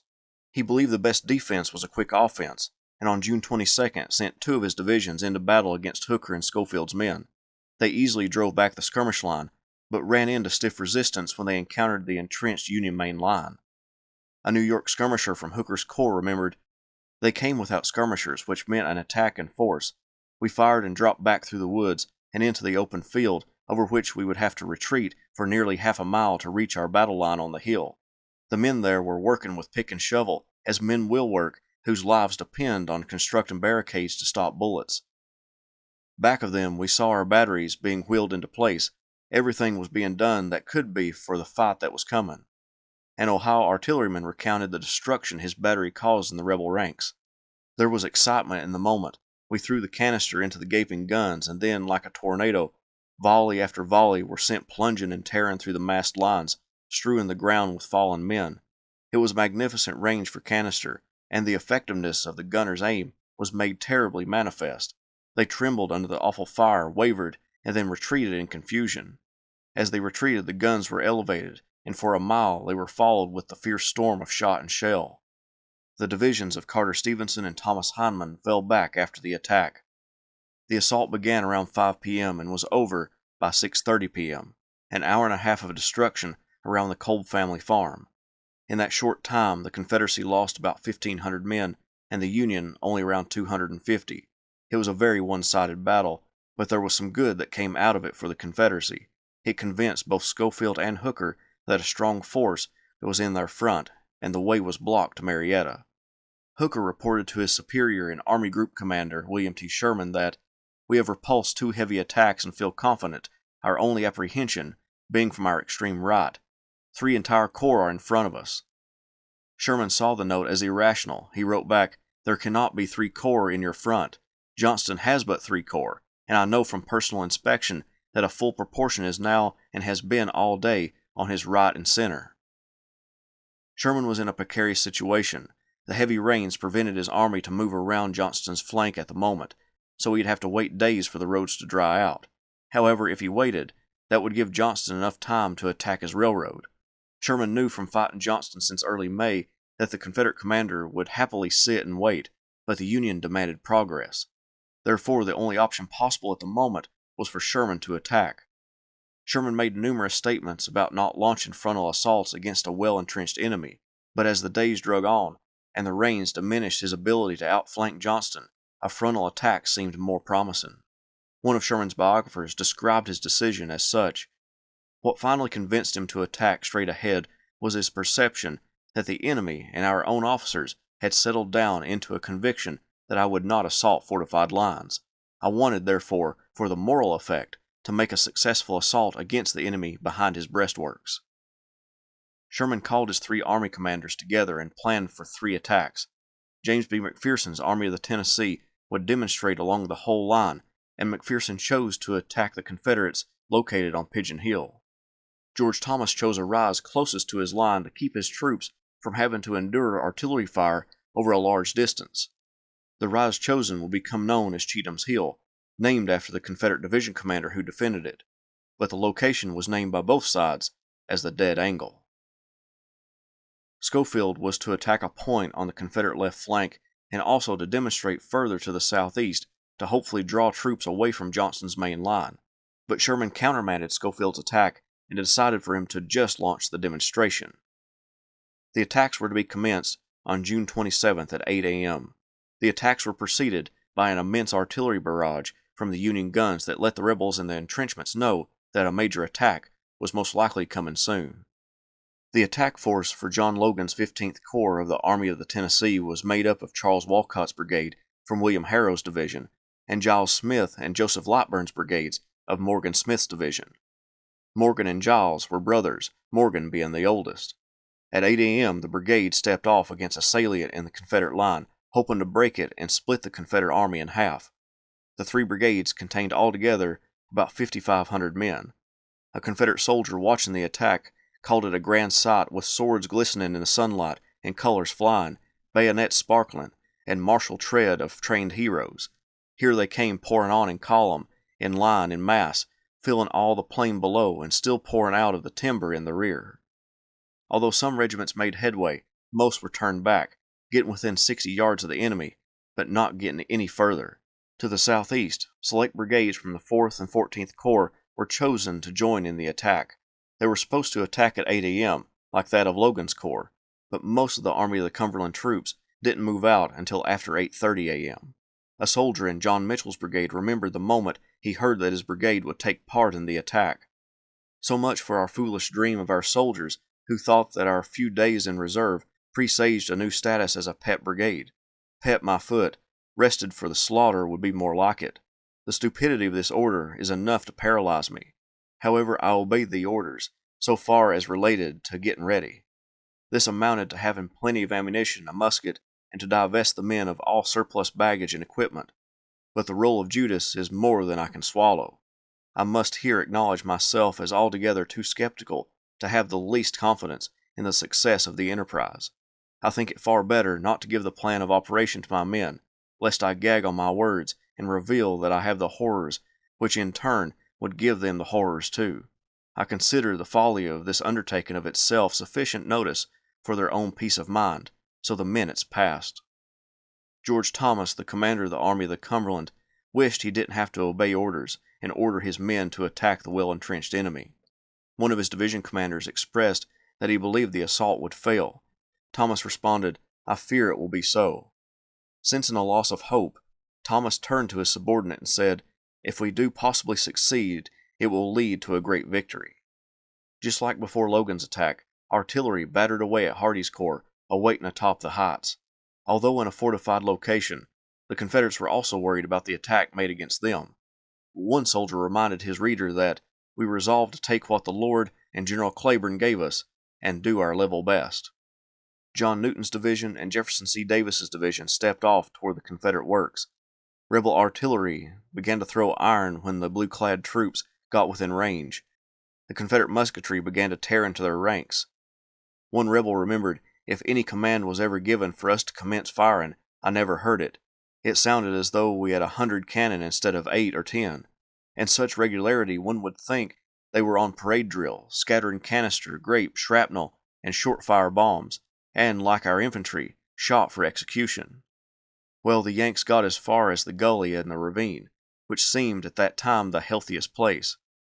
One would imagine Vesuvius had moved over the Confederate States of America and opened up business on Kennesaw.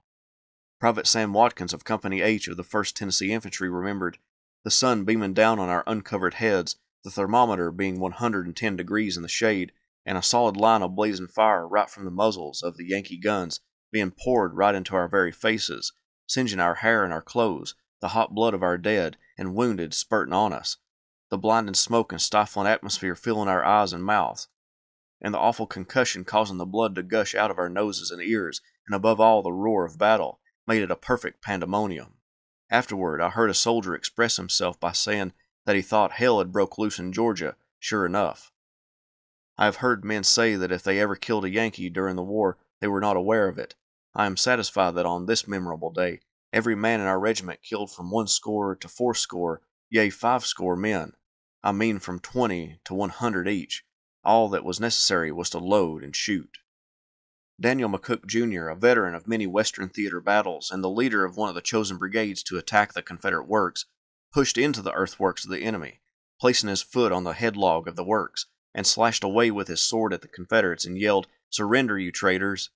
One rebel leveled his musket at the man and pulled the trigger, sending a bullet into his chest. McCook fell mortally wounded. He survived long enough to be sent home to Ohio, where he died less than a month later at Steubenville. He was only 29 years old. The rifle and artillery blast ignited the dry leaves on the forest floor, and the Union wounded were beginning to burn alive. The wounded called out for help, and when they did, Major William Martin of the 1st Arkansas tied a white handkerchief to his ramrod, stood on the ramparts of the trenches, and yelled to the Federal troops that this was butchery, to cease fire until the wounded were dragged to safety. Over the next few moments, both Union and Confederate soldiers drug and carried as many of the wounded as possible to safety before they burned alive. Once the job had been completed, the two sides went back to firing. The Union brigades, although some made partial success, couldn't break the Confederate line. Many were pinned down into the afternoon. At 11 a.m., Thomas had sent Sherman his first report of the attacks. He painted a bleak picture. Not sure if he should believe Thomas, Sherman asked if it was necessary to create saps and dig trenches to oust Johnston's men, as Thomas suggested. Thomas fired back, "We still hold all the ground we have gained, and the division commanders report their ability to hold it. They also report the enemy's works exceeding strong, in fact so strong they cannot be carried by assault except by immense sacrifice, even if they can be carried at all. I think, therefore, the best chance is to approach them by regular saps, and if we can find a favorable position, to batter them down. We have already lost heavily today without gaining any material advantage. One or two more such assaults would use up this army." Sherman decided not to make any more attacks. However, there had been success on the 27th. Schofield's demonstration resulted in a division of Union soldiers moving past Johnston's left flank. Union troops were now closer to the Chattahoochee River than the Confederate troops were. To capitalize on this flanking maneuver, Sherman would need to build up supplies in order to move Johnston out of his entrenchments on Kennesaw Mountain. That night, Union troops ventured onto the battlefield to find their wounded comrades. One Federal soldier remembered, "I never worked a day so hard as I did carrying off men yesterday. It was awful hot. We had to go right up to the front line, but thank God I did not get hurt. I did not know if I would live to go 5 steps. I felt bad, but I said before I started, I will trust God, and started. And then the man behind me carrying the stretcher, he fell, and I dragged the cot for 5 rods and lost my hat, and did not dare to get it, but we got off safe, and I know Providence spared me, for the bullets flew thick.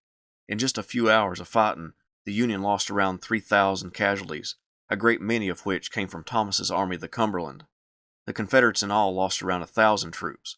The two sides settled into trench warfare, as their army commanders decided their next moves.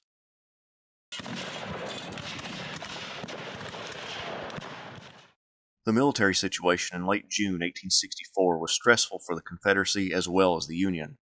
Commander of all Union forces, Ulysses S. Grant, accompanying the Army of the Potomac in Virginia, collided with Robert E. Lee's Army of Northern Virginia in some of the bloodiest battles of the American Civil War: the Wilderness, Spotsylvania Courthouse, North Anna, and Cold Harbor. Combined, Grant lost over 60,000 men in a little over a month of fighting, essentially the same amount of men that Lee had in his entire army when the Overland Campaign began. Grant wasn't able to land a decisive defeat against Lee on any of those battlefields, but had pushed the Old Gray Fox to the outskirts of Richmond. But now the campaign bogged down into a siege of Richmond and Petersburg.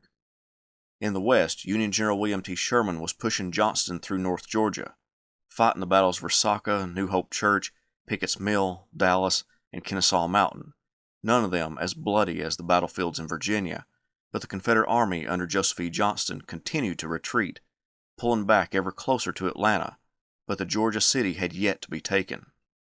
Although progress was being made on the Union front, it seemed like United States President Abraham Lincoln was running out of time. The elections in November of 1864 could see peace Democrats or war-weary Republicans take over Congress and maybe the presidency. The public was tired of war, especially without seeing the significant progress that would signal an end to the conflict. Many Republicans were turning against Lincoln. The radicals believed that Abraham Lincoln was being too lenient with the Confederacy and that he didn't push hard enough for emancipation. They also believed Lincoln had failed to prosecute the war adequately. Northern peace Democrats were either against the war from the beginning or came to favor peace when war weariness set in. Those political waters threatened to oust Lincoln if something significant didn't take place soon. The Confederate government sent operatives into the North and especially into Canada to operate in promoting peace Democrats and supporting them. They did so from Canada to disassociate themselves from the Confederacy, which would make peace Democrats seem like they were pure traitors if they were indeed dealing with Confederate agents. One of their plans, besides supporting peace Democrats, was to make the price of gold go up. Throughout the war, the price of gold signaled to a lot of people how well the war was going. As long as the prices stayed low, morale was good. Those Confederate operatives, to add to the low morale, could buy gold in the North and ship it overseas to Europe. With less gold in circulation, the price would increase. Unfortunately for the Confederacy, President Jefferson Davis viewed the military campaigns as far more significant and pursued those covert operations with less enthusiasm. As the Union and Confederate armies sat outside of Marietta, Georgia, Joseph E. Johnston, the commander of the Army of Tennessee, received two visitors about a week apart. The first one was his friend and Texas Senator Lewis T. Wigfall. Wigfall didn't agree with how the Confederate president was prosecuting the war, and he came to see Johnston and inform him that the rumors were swirling around Richmond that he was going to be replaced by his corps commander John Bell Hood. The second visitor was Benjamin H. Hill, a senator from Georgia who came to understand the military situation and relay that information to the president. Hill was also concerned about the city of Atlanta and wanted to get reassurance that Johnston was going to hold the city.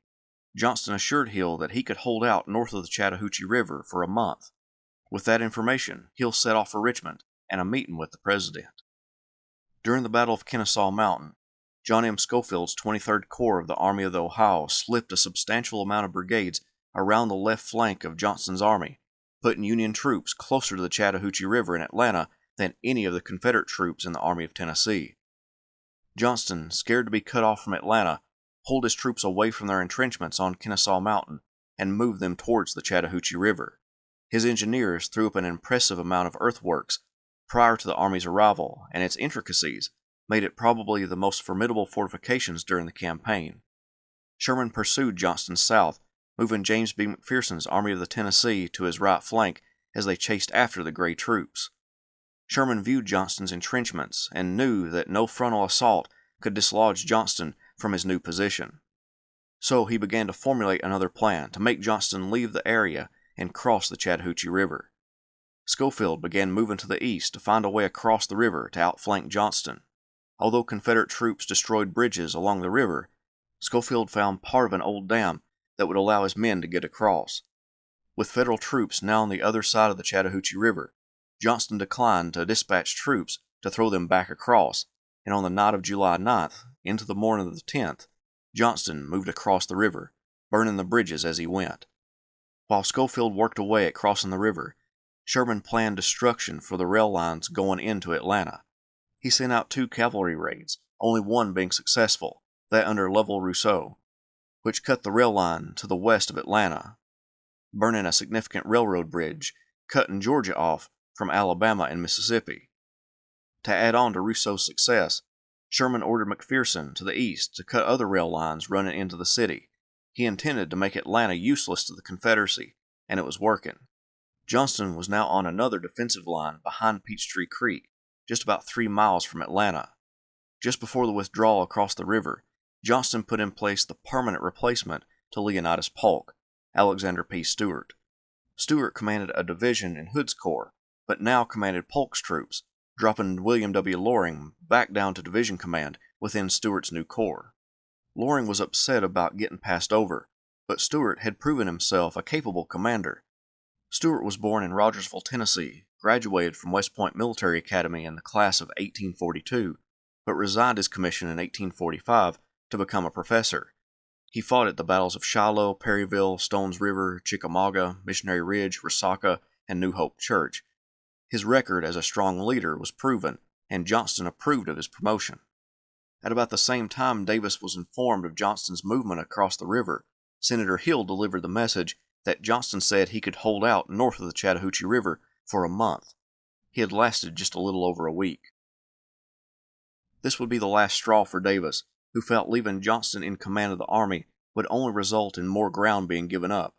To make certain that Johnston wouldn't protect Atlanta, Davis sent his military advisor Braxton Bragg to visit with Johnston, and while his emissary traveled to Georgia, Davis went deep in thought about who to replace Johnston with. Edmund Kirby Smith in the Trans-Mississippi West would be a candidate, but he was an opponent of Bragg, and the logical choice of raising Corps Commander William Hardee to that rank was dashed because he was also anti-Bragg, and had declined to be considered for command of the Army in the past.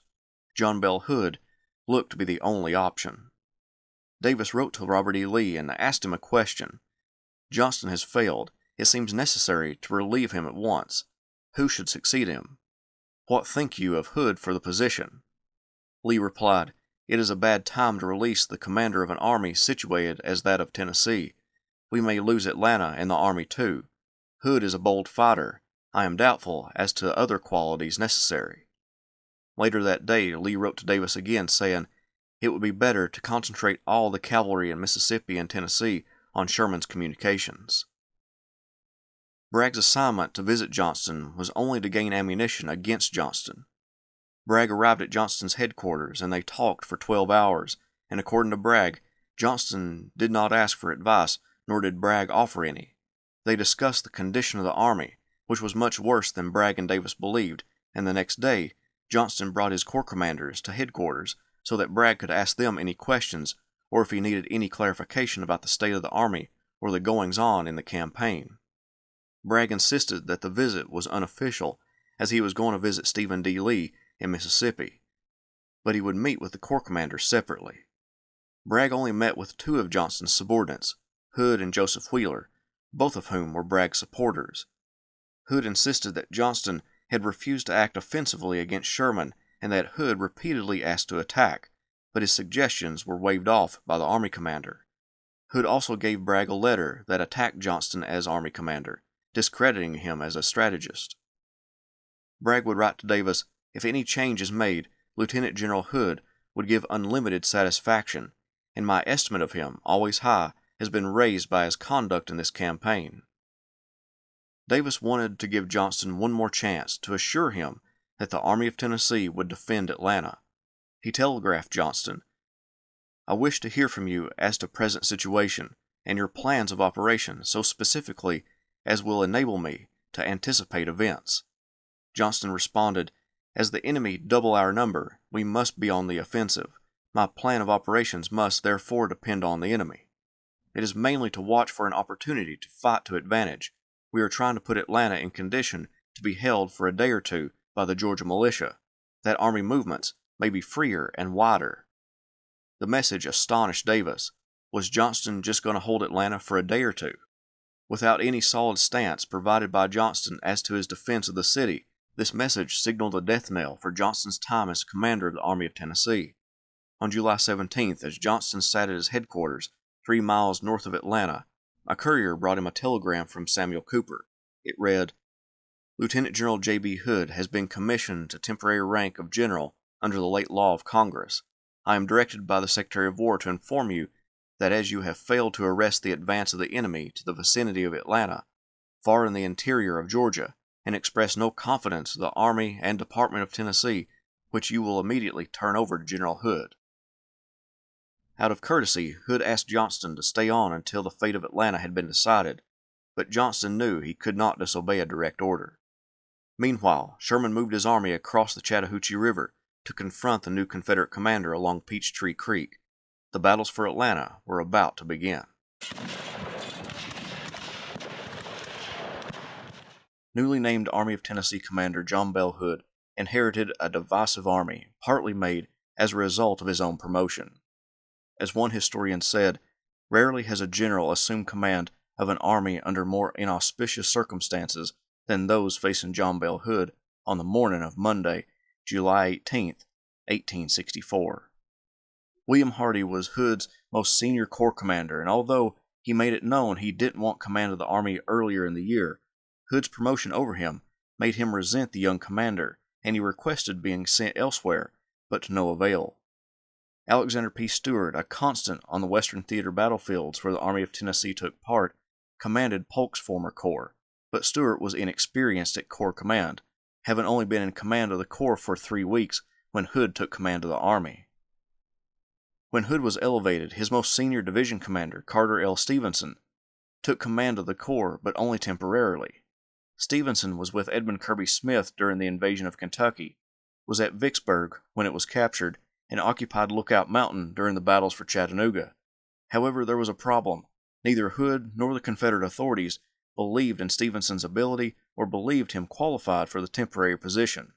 So, after only a quick stint as temporary corps commander, Hood named Benjamin F. Cheatham as temporary corps commander. Cheatham was a division commander in Hood's corps, but had been with the Army of Tennessee since its inception. Although he allegedly was drunk during some battles, his men loved him, and his division was one of the more dependable ones in the Army. This most likely upset Stevenson. The permanent corps commander would be Stephen D. Lee. He was commanding the forces of Mississippi and part of Alabama when named to that position, so he'd have to make the journey to take command of the corps outside Atlanta. So Cheatham would be in command until Lee got there. Nevertheless, Hood was going into battle with two new corps commanders, with his back against the city of Atlanta, an unenviable position. Earlier, when Stuart took command of Polk's corps, William W. Loring had been passed over as commander of the corps, even though he commanded it temporarily during the Battle of Kennesaw Mountain. Loring had seniority over Stuart, and when Stuart was placed in that role, 34 of the corps officers petitioned for Loring to be named their commander, not Stuart. This caused a great deal of bad blood within the group. Every promotion had a ripple effect, with officers being raised up to fill the vacant spots. As historian Richard McMurray wrote, each change in division command, in turn, necessitated brigade-level changes. It seems likely, therefore, that the entire Army was pockmarked by pools of resentment among some of its colonels as officers from other divisions or even corps were transferred to replace men elevated to division command. Brigade-level pools of bitterness, in their turn, probably created similar resentments at the regimental level. Such command turmoil in the Army resulted in many troops being placed under officers whom they did not know. In such circumstances, soldiers often lack confidence in their new commander. Such lack of confidence, in turn, reduces an army's effectiveness. William T. Sherman's Army group was across the Chattahoochee River, while Hood's army was in its defensive line south of Peachtree Creek. Sherman wanted to bolster his left flank that was swinging to the east, cutting a significant rail line at Decatur, and believing that Hood would block that force, ordered George Thomas to send his 4th Corps to the east to link up with Schofield. Thomas did as he was told, but kept one division of that corps with his main body, the division under John Newton. Thus, Thomas's Army of the Cumberland was weakened and a significant distance from the rest of Sherman's army group. Sherman had misjudged Hood's movements. Determined to crush a portion of Sherman's force, Hood, instead of being drawn to the east, decided to engage with Thomas along Peachtree Creek, hoping to smash the Army of the Cumberland against the Chattahoochee River, forcing it to surrender or bloody it enough that Sherman may fall back. He would make the attack with 2 of his corps, Hardee's and Stewart's, while Cheatham's corps faced east to block Sherman's left flank from entering the city. Hood called his commanders together on the morning of July 20th and outlined the plan. At 1 p.m., Hardee and Stewart would launch their attack, but instead of being a simple frontal assault, Hood ordered a more complicated in-echelon attack by divisions, so the right of the line would advance first and engage with the enemy left, and then division after division would continually engage to the left. If it worked, this would roll up Thomas's line and push them to the Chattahoochee River. However, miscommunication arose in the Army of Tennessee prior to the attack. It came when Hood began getting reports that Sherman's troops had cut the rail line and were pushing closer to the city. Naturally, he needed to block this approach, so he ordered Cheatham to move his corps closer to the railroad. A gap would be created if the rest of the army wasn't shifted, so Hood instructed Hardee and Stewart to move their corps, each a half a division in length, to the east. The miscommunication occurred when Cheatham moved all the way to the railroad without informing Hood. Hardee and Stewart, who were to stay connected with Cheatham, moved further to the east than anticipated. Not only did this change the location of the attack, but it also wasted time. The attack wouldn't start at 1 p.m. like planned. It would be 3 p.m. before Hardee and Stewart assaulted Thomas's lines. Most historians have now agreed that the delay didn't affect the preparedness of Thomas's troops, but the shift may have worked to Hood's advantage.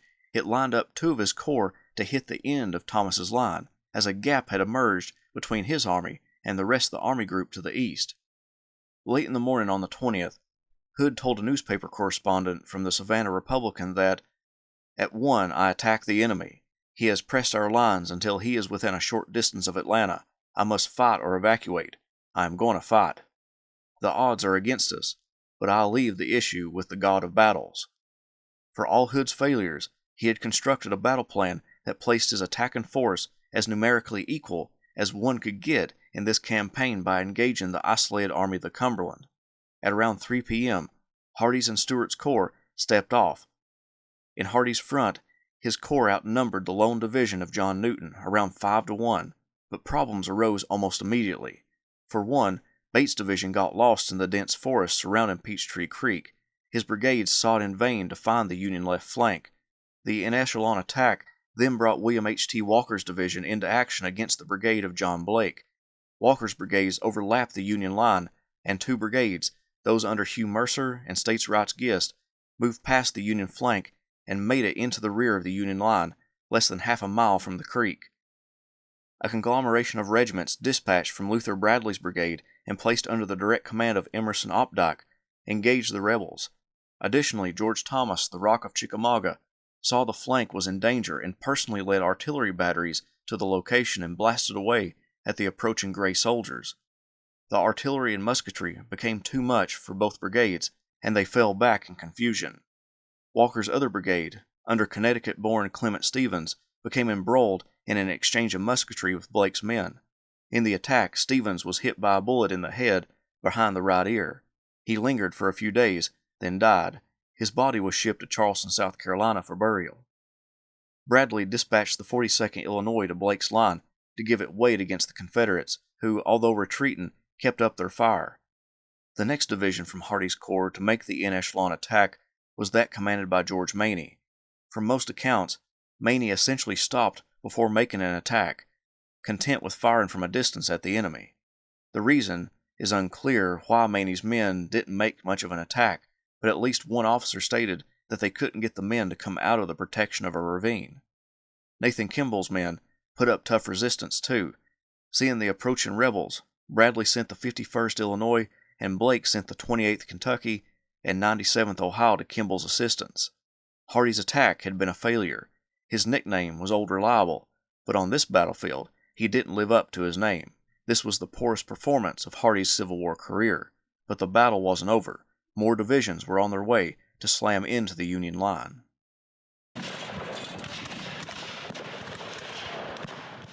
The Confederate shift to the east when Benjamin Cheatham moved his corps all the way to the railroad that ran from Atlanta to Decatur allowed Hardee's corps to vastly outnumber the enemy force in his front, but he was unable to coordinate a successful attack against John Newton's division. However, his ability to outnumber the enemy made the Confederate left weak.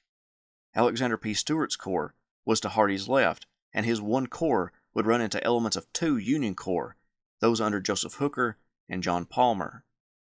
On Stewart's right was the division of William W. Loring, with two brigades, one under Winfield Scott Featherston and the other under Thomas Scott. Those two brigades were positioned to take on a full Union division each. Featherston aimed at William Ward's division, and Scott aimed at John W. Geary's division. Hooker's corps wasn't fully prepared for an attack. Ward's men were at ease and didn't hear much of the roar of battle coming from their left, while John Newton engaged the corps of William Hardee. Geary's division, on the other hand, was well prepared, with the brigades stacked one behind the other. When Loring's division pushed forward, they encountered a strong Union skirmish line, but were easily able to shove them out of the way as they advanced toward the Union main line.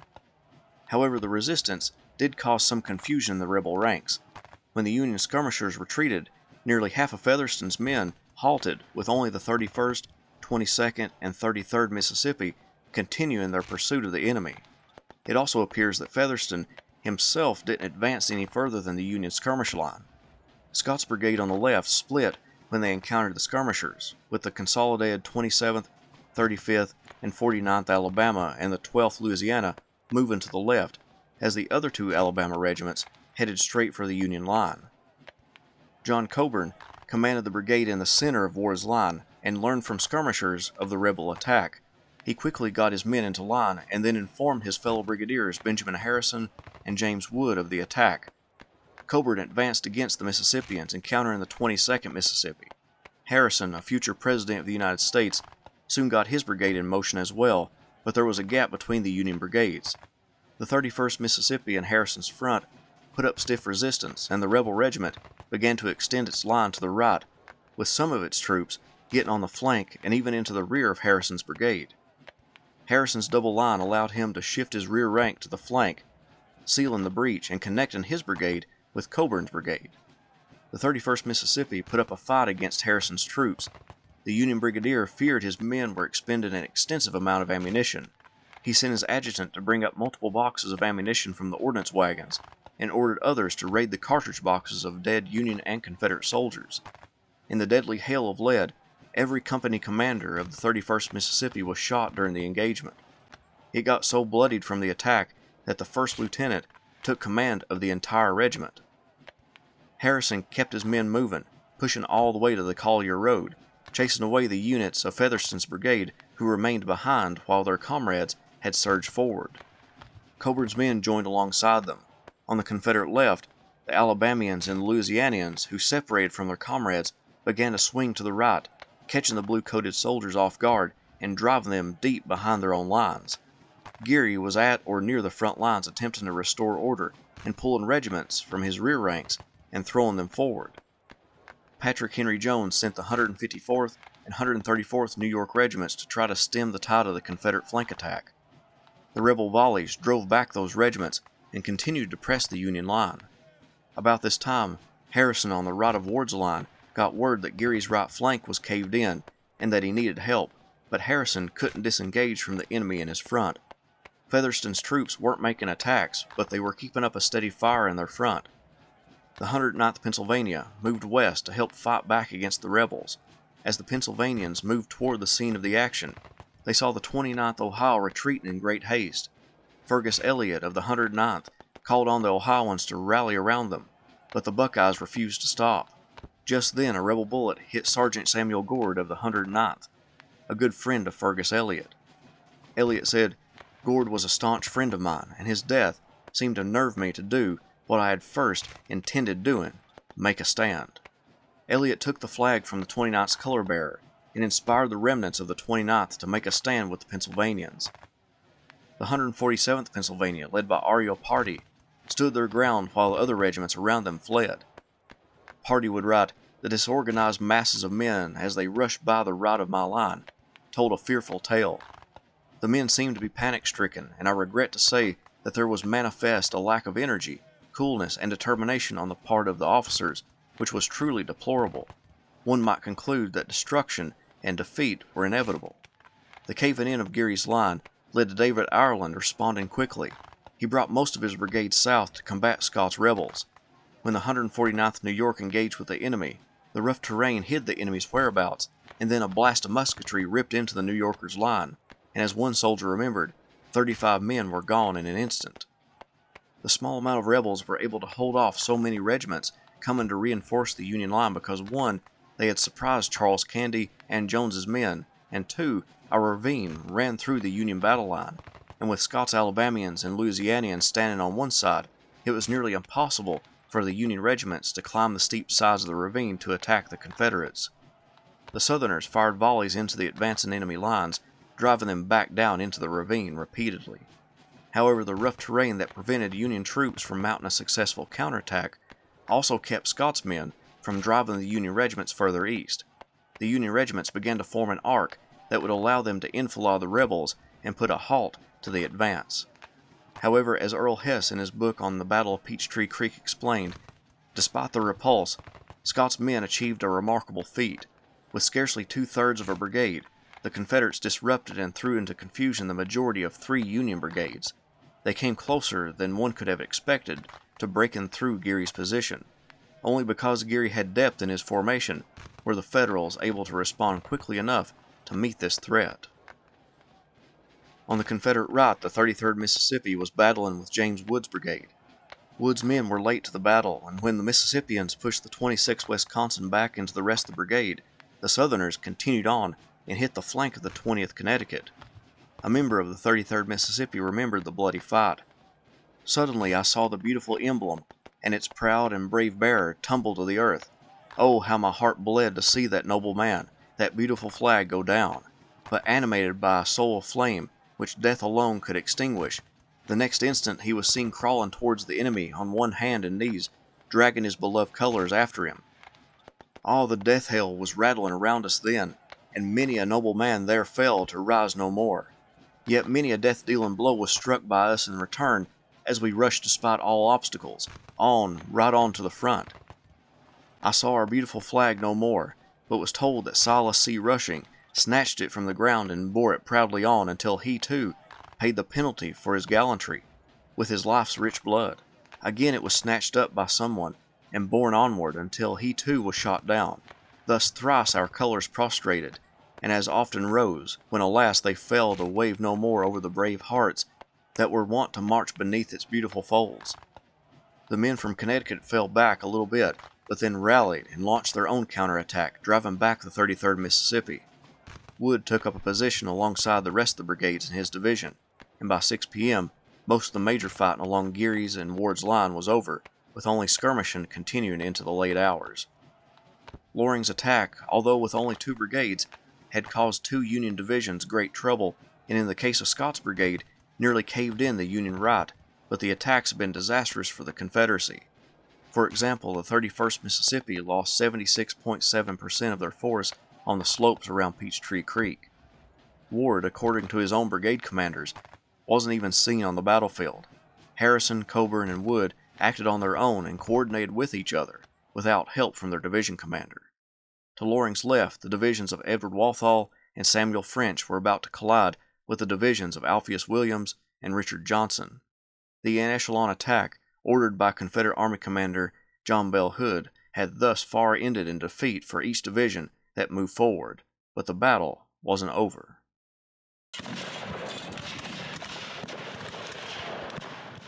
Confederate Army of Tennessee Commander John Bell Hood had ordered an en-echelon attack by divisions from the corps of William Hardee and Alexander P. Stuart.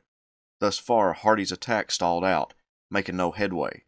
One of Stuart's divisions under William W. Loring had gained some initial success but failed to break the Union line in their front. Now 2 other divisions were moving toward Union Major General Joseph Hooker's line, those under Edward Walthall and Samuel French. Edward O'Neill's brigade of Alabamians began driving back the Union skirmish line in front of Alpheus Williams's division.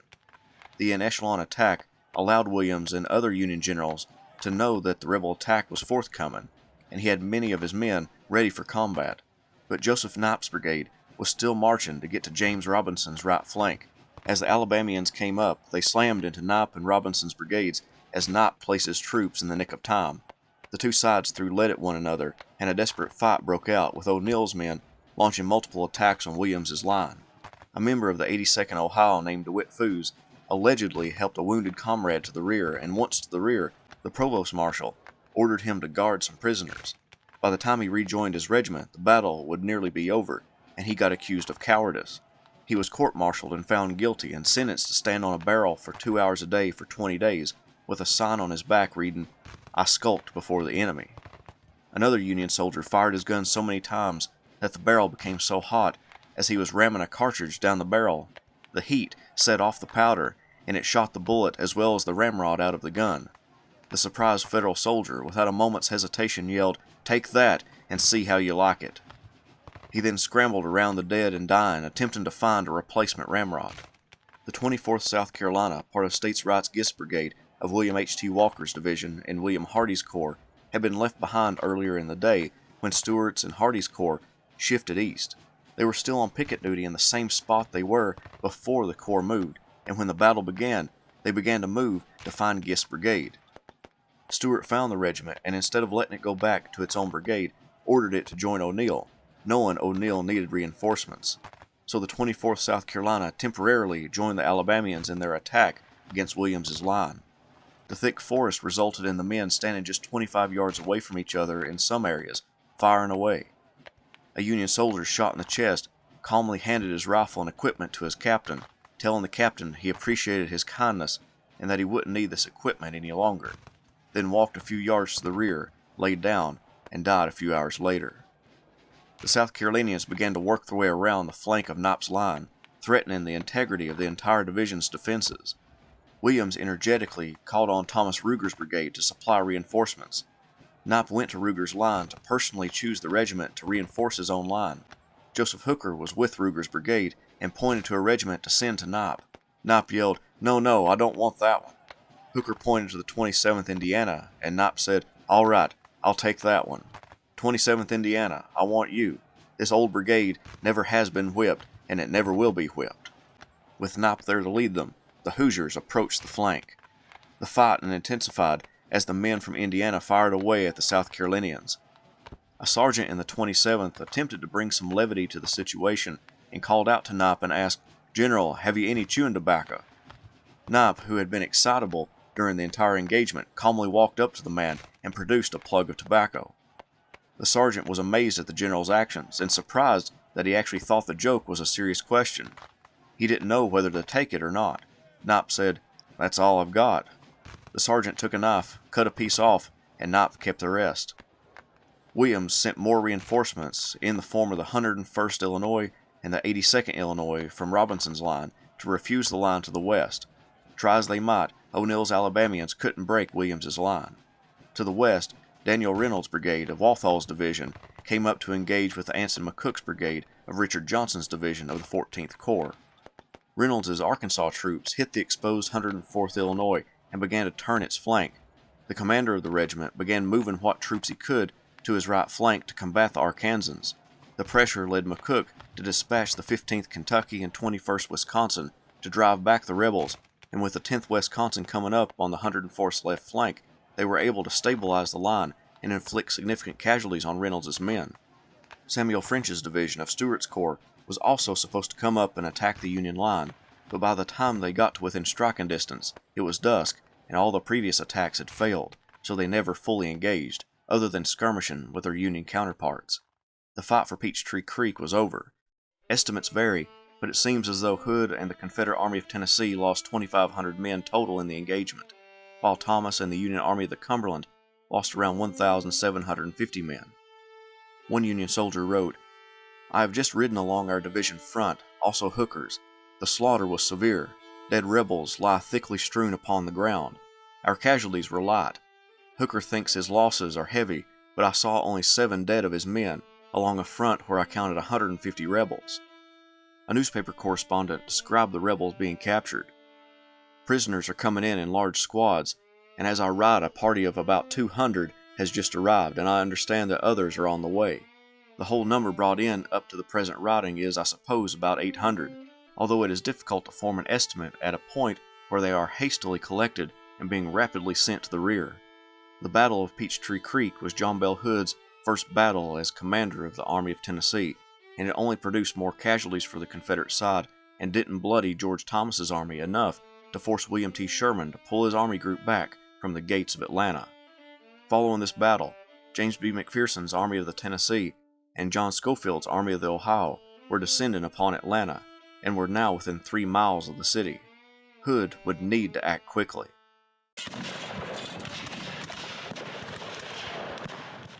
As the corps of Alexander P. Stewart and William Hardee of the Confederate Army of Tennessee attacked Union General George Thomas's Army of the Cumberland at Peachtree Creek, William T. Sherman was moving James B. McPherson's Army of the Tennessee and John M. Schofield's Army of the Ohio to attack Atlanta from the east, near Decatur.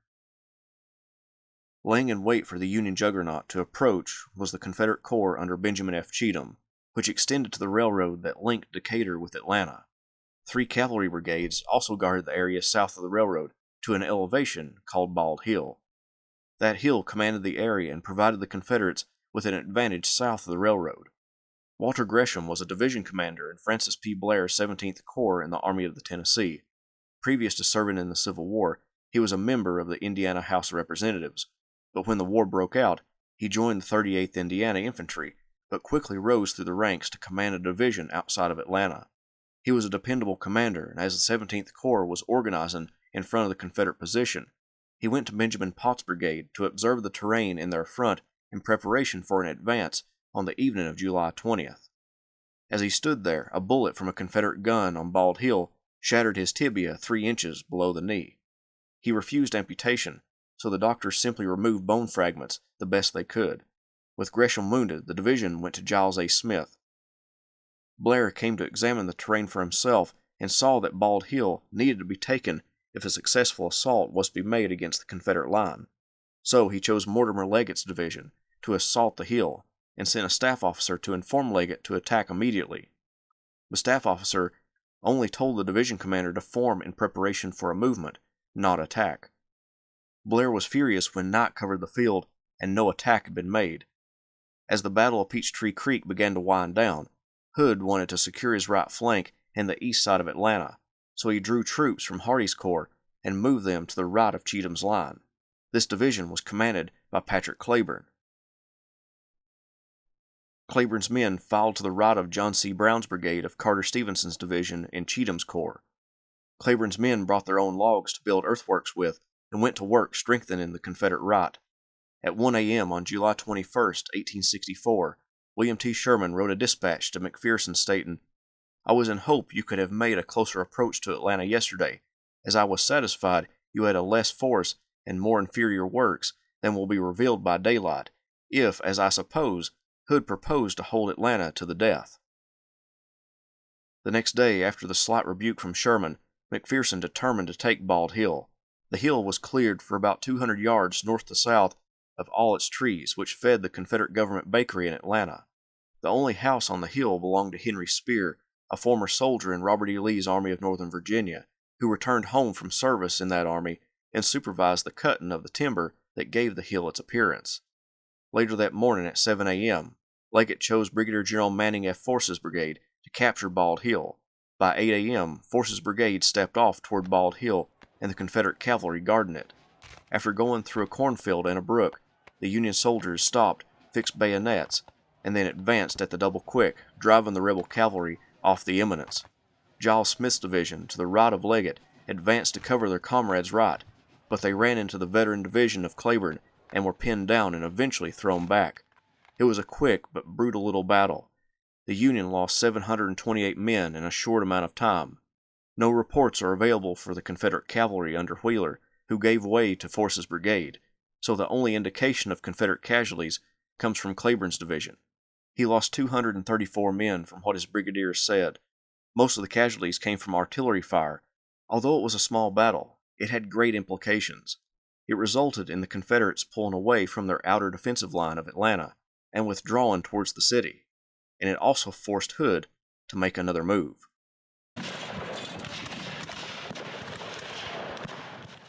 After the fight on July 20th at Peachtree Creek and at Bald Hill on July 21st, William T. Sherman's army group was closing in on the city of Atlanta, and Confederate Army Commander John Bell Hood had just lost more casualties in his attempt to throw back Union forces.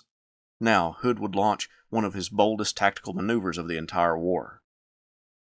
When the Union captured Bald Hill, they could now enfilade the Confederate outer defensive line. That position became untenable.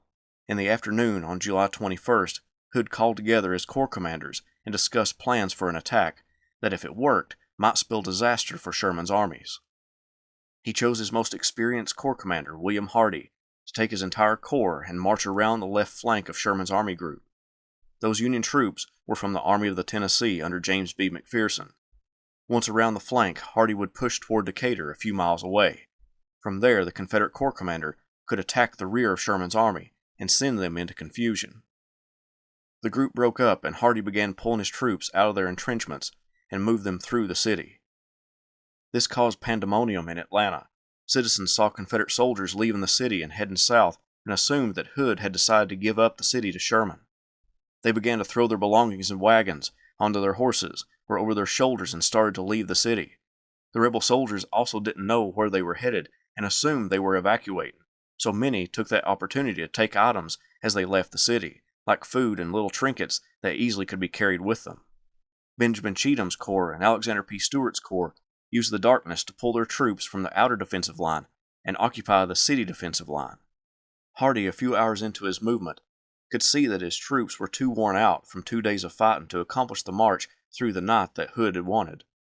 He told Hood about this, and Hood called another conference. This time, only Hardee, Cheatham, and Cavalry Commander Joseph Wheeler attended. The original plan would be altered, even though Hood declared later that there was no altering of the original plan. Now, with this new plan, Hardee would simply march his corps to the flank and rear of McPherson's line and launch an attack to roll up Sherman's line. Wheeler would guard Hardee's flank and push on to Decatur.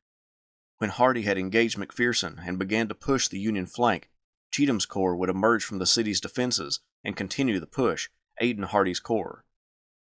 Sherman and the other commanders in his army group quickly realized something was going on.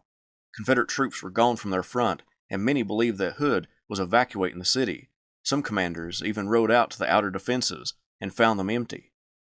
Pushing on, they quickly ran into Confederate skirmishers, but the Union general simply believed this was a rear guard protecting the retreating rebels. Sherman began preparing for a movement west and south of Atlanta, anticipating Hood's army would head in that direction, but nothing much could be done until daylight on July 22nd. Hood hoped that Hardee could launch a dawn attack, but the mileage was too great for Hardee to move his entire corps and prepare them to launch such a bold move at such an hour. Morning dawned on July 22, 1864, and Hardee continued to place his corps on the flank of McPherson's army. William B. Bates' division was on the right, then William H. T. Walker's division to their left, followed by Patrick Cleburne's division, with George Maney's division behind Cleburne. In concert with the infantry attack, Joseph Wheeler's cavalry headed northeast of Hardee's position to attack Decatur. Sherman met with McPherson in the late morning, and Sherman wanted McPherson to send Thomas Sweeney's division to Decatur to destroy more of the railroad, but McPherson was afraid of his left flank being attacked and convinced him to allow Sweeney to move to the left, and if no attack came by 1 p.m., then he would send him to Decatur. Sweeney moved to the left flank, and McPherson and Sherman sat down under a tree near Sherman's headquarters, where Sherman laid out a map to explain where George Thomas's Army of the Cumberland was located now since the Confederates had evacuated the outer defenses. Light musketry of skirmishing could be heard near the left flank, and some sounds coming from the direction of Decatur. Both generals pulled out their compasses and checked the direction of the musketry. Then McPherson rode off to shore up his flank. The musketry came from Hardee's skirmishers, preempting the flank attack. The bold Confederate attack ran into problems as it stepped off. Bates' division on the far right was misinformed about a mill pond in their front, which forced two of his brigades to sidle to the right to avoid the pond, leaving the brigade of Kentuckians known as the Orphan Brigade to approach the Union flank by itself. On Bates' left, Walker made a weird decision. He noticed an entangled briar patch in front of one of his regiments, and instead of simply making accommodations for the regiment to move around it, he went to his corps commander, Hardee, to ask permission to do it. Hardee lashed out, saying, "No, sir, this movement has been delayed too long already. Go and obey my orders." Walker rode off and commented to a member of his staff, "I shall make him remember this insult. If I survive this battle, he shall answer me for it." Hardee did send Walker an apology, but Walker was fully insulted and wouldn't accept the apology. Walker went out to investigate the ground in front of his troops, who were attempting to maneuver around the same mill pond that threw Bates' men into confusion.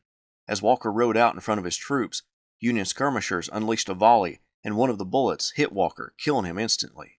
However, there is a dispute as to when Walker was killed. 16th Corps Commander Grenville Dodge, the man who commanded troops that would be attacked by Walker's men, claimed that he witnessed Walker get shot off his horse during the battle near one of his brigades commanded by States Rights Gist, but Dodge had never met Walker to anyone's knowledge, and to spot that one man being killed amidst the smoke and chaos of a battle seems a little far-fetched. Hugh Mercer, an inexperienced officer as far as combat goes, took command of the division in the wake of Walker's death. It was after 12 noon when Hardee's corps made their attack. The first troops to make contact with the enemy was those under Bate, but even though Bate had 3 brigades in his division, the mill pond threw 2 of his brigades into so much confusion that only one brigade, the Orphan Brigade of Kentuckians, attacked. The men from the Bluegrass State rushed against the Federals under Dodge, and the two sides threw lead at one another, with the rebels putting up a good fight, but their battle line was smaller than their Union counterpart, and Dodge moved the 7th Iowa to reinforce the 66th Indiana. Union artillery blew holes in the rebel line, and without support, Bates' lone brigade fell back, utterly defeated. Walker's division, now under Hugh Mercer, made their presence on the field. George A. Smith led his brigade to confront the Federals, who had just thrown back the Orphan Brigade. Smith was new to brigade command, having taken over the brigade 2 days before, after the death of Clement Stevens at Peachtree Creek. He attacked the Union force under brigade commanders August Mercy and John Morrill. Dodge grew concerned over the attacks being launched by Hardee's corps and decided to launch his own attack against the approaching rebels. He ordered the 12th Illinois and the 81st Ohio to attack Smith's brigade. It drove back the right flank, but Smith's left was holding on, still engaging in the heavy musketry of Morrill's men. Dodge then ordered the 27th Ohio and 39th Ohio to attack in their front, sending the rest of Smith's brigade running toward the rear. But there was more Confederates coming. States' Rights Gist's brigade swung into line against the Union defenders, and a brutal struggle between the two sides developed as Gist's men tried in vain to dislodge Dodge's men from their position. Soon Mercer's old brigade, now commanded by William Barkaloo, came onto the scene, but by the time that brigade made it to within musketry range, Gist's men were starting to fall back, and it was decided that throwing another brigade into the fray wouldn't yield any successful result, and it pulled back. Amazingly, Dodge's command was able to hold on despite being attacked by 2 Confederate divisions. However, Bates' division only attacked with 1 brigade instead of all 3. More Confederate troops were making their way into the battle, with Patrick Cleburne and George Maney's division engaging with the Federals.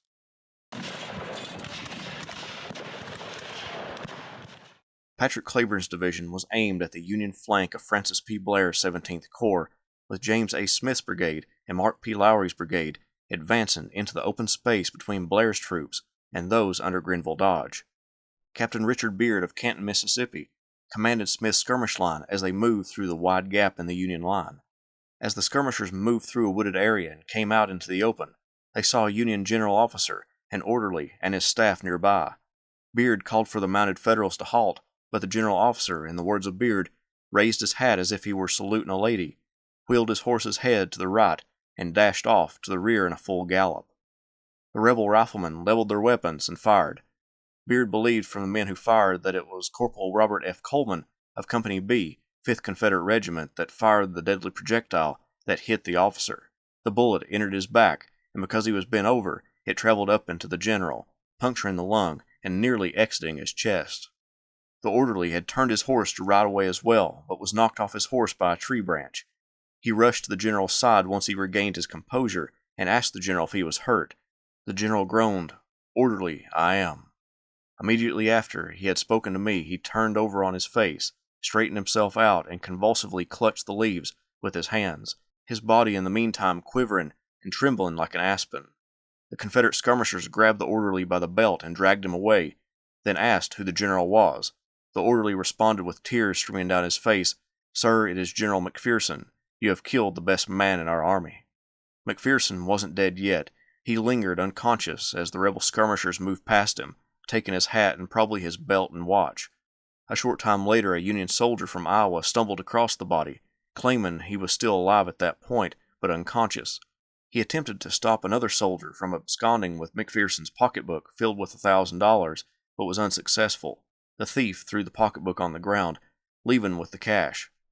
A short time later, some of the staff that had got away when McPherson was shot came back with an ambulance wagon to retrieve the body. They loaded it into the vehicle and sped off to get out of danger. At Sherman's headquarters, Sherman knew about the death of McPherson long before the body made it there. He took only a few moments to reflect on his subordinate, then returned to his work, stating that the army deserved his whole attention that day.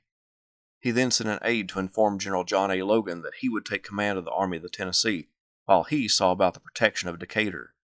Some of Dodge's troops happened to capture some rebels that belonged to Smith's rebel brigade, and were able to recover nearly all of the stolen items belonging to McPherson, including his belt and field glasses. Only his watch and hat were not recovered on the field.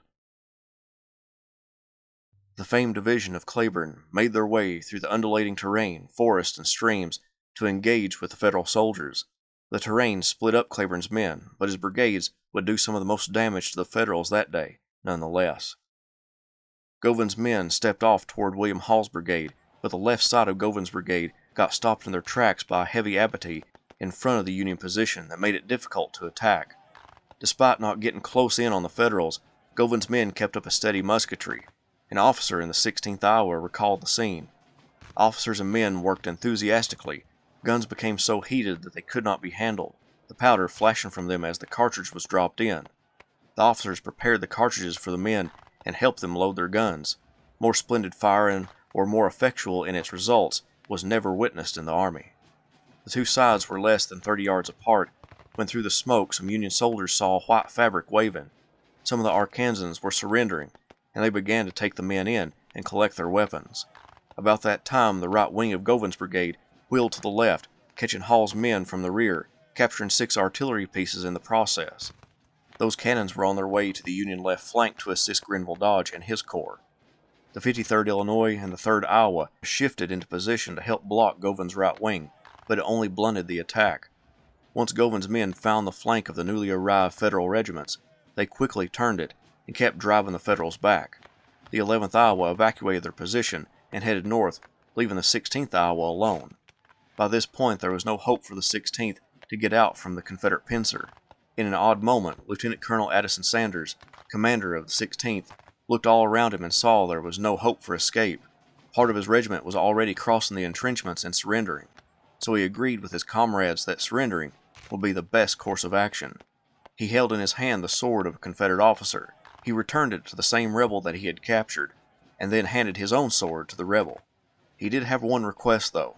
15 citizens from Davenport, Iowa presented that sword to him, and he would like it back when the war was over. The rebel assured him that he would do his best, but after the war, Sanders never received the sword. Despite the victory, Govan's brigade was badly shot up and had around 400 prisoners to take care of, plus its 2 wings were disjointed. It would take hours to reconfigure their lines and form for another attack. Right behind Govan was Maney's division of Tennesseans. Maney had taken over the division temporarily when Benjamin Cheatham took temporary command of John Bell Hood's corps. There were 4 brigades in that division, but Hardee had sent one to the right to help William H.T. Walker and William Bate, leaving Maney with 3 brigades to follow up on Cleburne's success. The Tennesseans advanced and pushed away the weak line formed by the Iowans of Hall's brigade, then came into contact with Benjamin Pott's brigade. William McLean of the 32nd Ohio recalled his killing of a rebel officer. I drew a level bead on his belt as he waved his sword and cheered his men forward as I ever drew on a squirrel, and I know, too, that when my smoke blew away, his saddle was empty. Sometimes I wonder if it is right for a man to single out his mark that way, but I couldn't help it. That colonel was doing more against us than any man I could see, and I felt that it would help us the most to drop him. An artilleryman detailed to be on Otho Straw's staff remembered, "We were subjected to the most terrific fire I've ever seen. I never prayed on the battlefield before, but this time I prayed to the great God to spare me. I had no idea I could get out with my life and limb." To the east, Michael McGivney's brigade also stalled out in the face of the Union resistance. Out of Hardee's corps, the divisions of Bate, Mercer, who took over after Walker's death, and Maney were unsuccessful in attacking the Union line, leaving only Cleburne's division. James A. Smith's brigade was now deep into the enemy rear, and Mark P. Lowry's brigade was right behind. Smith's men were advancing to the east of Bald Hill. It appeared that Smith's brigade would crash into the backs of the Federal soldiers. However, William Harrow pulled John Oliver and Charles Walcutt's brigades out of their entrenchments and faced them to resist the approaching Confederates. Smith took some punishment from the Federal soldiers, then pulled back a short distance to see what would develop. He asked for help from Cleburne, but before reinforcements could come, Smith was wounded. Roger Mills took command of the brigade, but was soon wounded by an artillery shell. Lieutenant Colonel Robert Young of the 10th Texas took command of the brigade. The 15th Michigan and 99th Indiana attacked Young's men, capturing 17 officers and 165 men, along with some regimental flags. All but 2 men of Company A of the 18th Texas Cavalry dismounted, were killed, wounded, or captured that day. Young's brigade couldn't take the punishment from the infantry attack or the artillery bombardment peppering their ranks and fell back. They found a log cabin near where they stopped, which they tore apart to create a breastwork and settle in case of a counterattack. The brigade of Mark P. Lowry came up behind Smith's brigade, but the terrain handled the brigade roughly, with it splitting into 2, with some regiments getting lost. It also picked up some regiments from Smith's brigade and John Carter's brigade of Maney's division. The left wing smashed into Hall's line that Govan had sent to the rear earlier, with the 2 sides engaged in a bitter struggle. One Union officer described the scene. Regimental commanders with their colors and such men as would follow them would not infrequently occupy one side of the works and our men the other. The flags of 2 opposing regiments would meet on the opposite sides of the same works and would be flaunted by their respective bearers in each other's faces. Men were bayoneted across the works, and officers with their swords fought hand to hand with men with bayonets. Colonel William Belknap's incident illustrates how close the 2 sides were while fighting. During the melee, Belknap grabbed the colonel of the 45th Alabama, Harris Lampley, by the coat and drug him over and behind the works. The rebel officer had been horribly wounded in the shoulder, with the bullet entering that location, then going down into his waist. He would later die at a Union hospital. Lieutenant John Safely of the 13th Iowa jumped across the works only to have a Confederate aim his musket directly at his heart. "Don't you shoot, you cuss," I yelled, "or I will order 20 bullets through your carcass in a moment." When the rebel raised up a bit to get a better shot, the lieutenant struck his gun to one side with one hand and grabbed him by the nape of the neck with the other and whirled him about 10 feet head over heels inside of our line. The right wing of Lowry's line met a larger force than the left wing. Manning Force of Leggett's division assembled his brigade when he saw the rebels coming, and as they clashed, another desperate fight occurred. During the hail of musketry, Timothy Walker, the son of Force's former law partner, was seriously wounded in the leg, just above the knee. Force went to help the captain by trying to stop the bleeding. As he was doing so, a rebel bullet entered his left cheek and exited below his right cheekbone. A nasty wound that looked worse than it turned out to be. It didn't affect his speech or eyesight, but it did leave him disfigured and in pain. The spread-out rebel brigade fell back. With no help from Maney and his own brigades being separated by the terrain, Cleburne's attack stalled out. To the north, Confederate Army Commander John Bell Hood ordered in Benjamin Cheatham's corps for the next phase of the battle. Those troops would attack near where the Union line crossed the Georgia Railroad.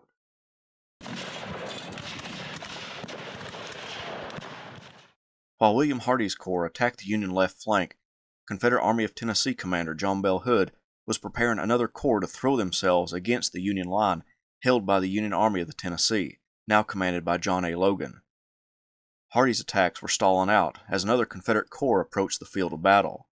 Although Hardee's corps hadn't been as successful as hoped for, their major attack drew Union troops from the Army of the Tennessee's right to its left, leaving an 800-yard gap in the Union line north of the railroad. The next Confederate corps to enter the fight was commanded by Benjamin Cheatham. Cheatham was a Tennessean and had been given temporary command of Hood's old corps when that general took command of the whole army. Cheatham controlled the corps until the permanent commander of the unit, Stephen D. Lee, made it to the outskirts of Atlanta from Mississippi. It was 3:15 p.m. when Hood ordered Cheatham's men forward. John C. Brown commanded Thomas Hindman's old division after Hindman left the Army of Tennessee.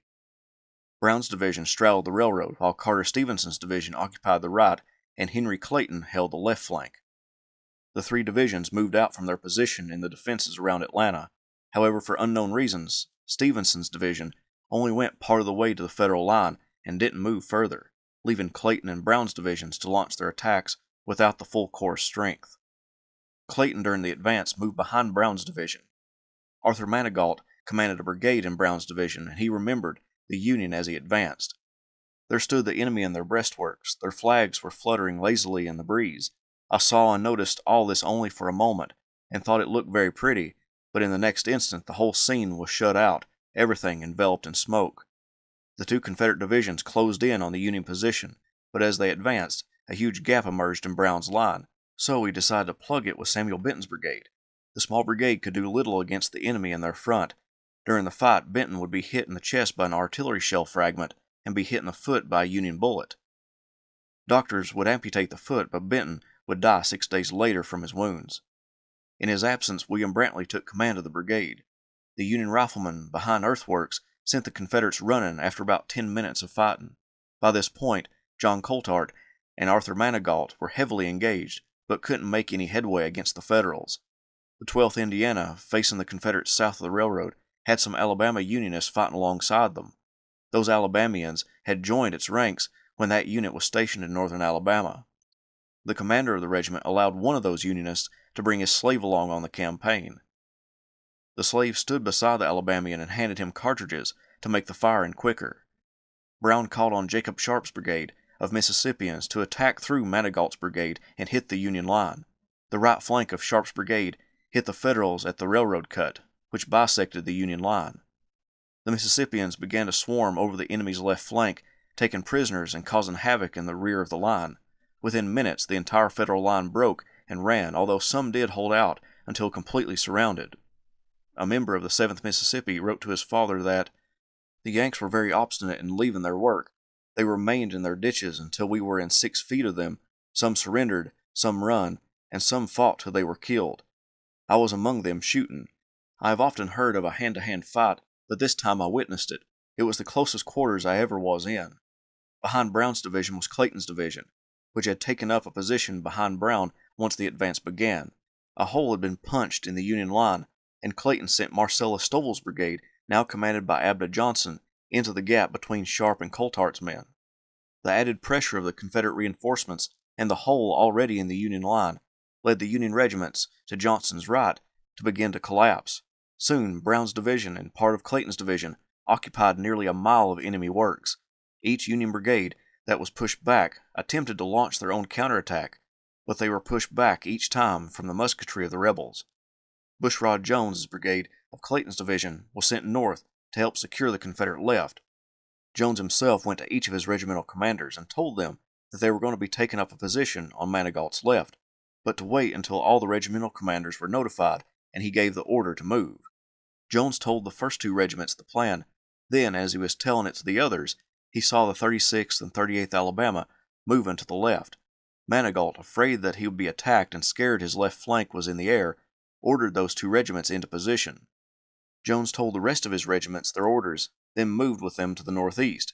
Meanwhile, John Higley, temporarily commanding Alpheus Baker's brigade, moved to the north as well to find the Confederate left flank and extend it or protect it from Union attacks, but the undulating terrain prevented them from finding their desired location.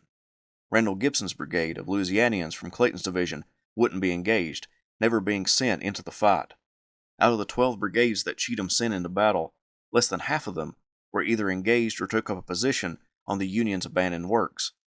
As the rebels enjoyed their initial success, the dispossessed Union brigades and reinforcements prepared for a counterattack to take back their position.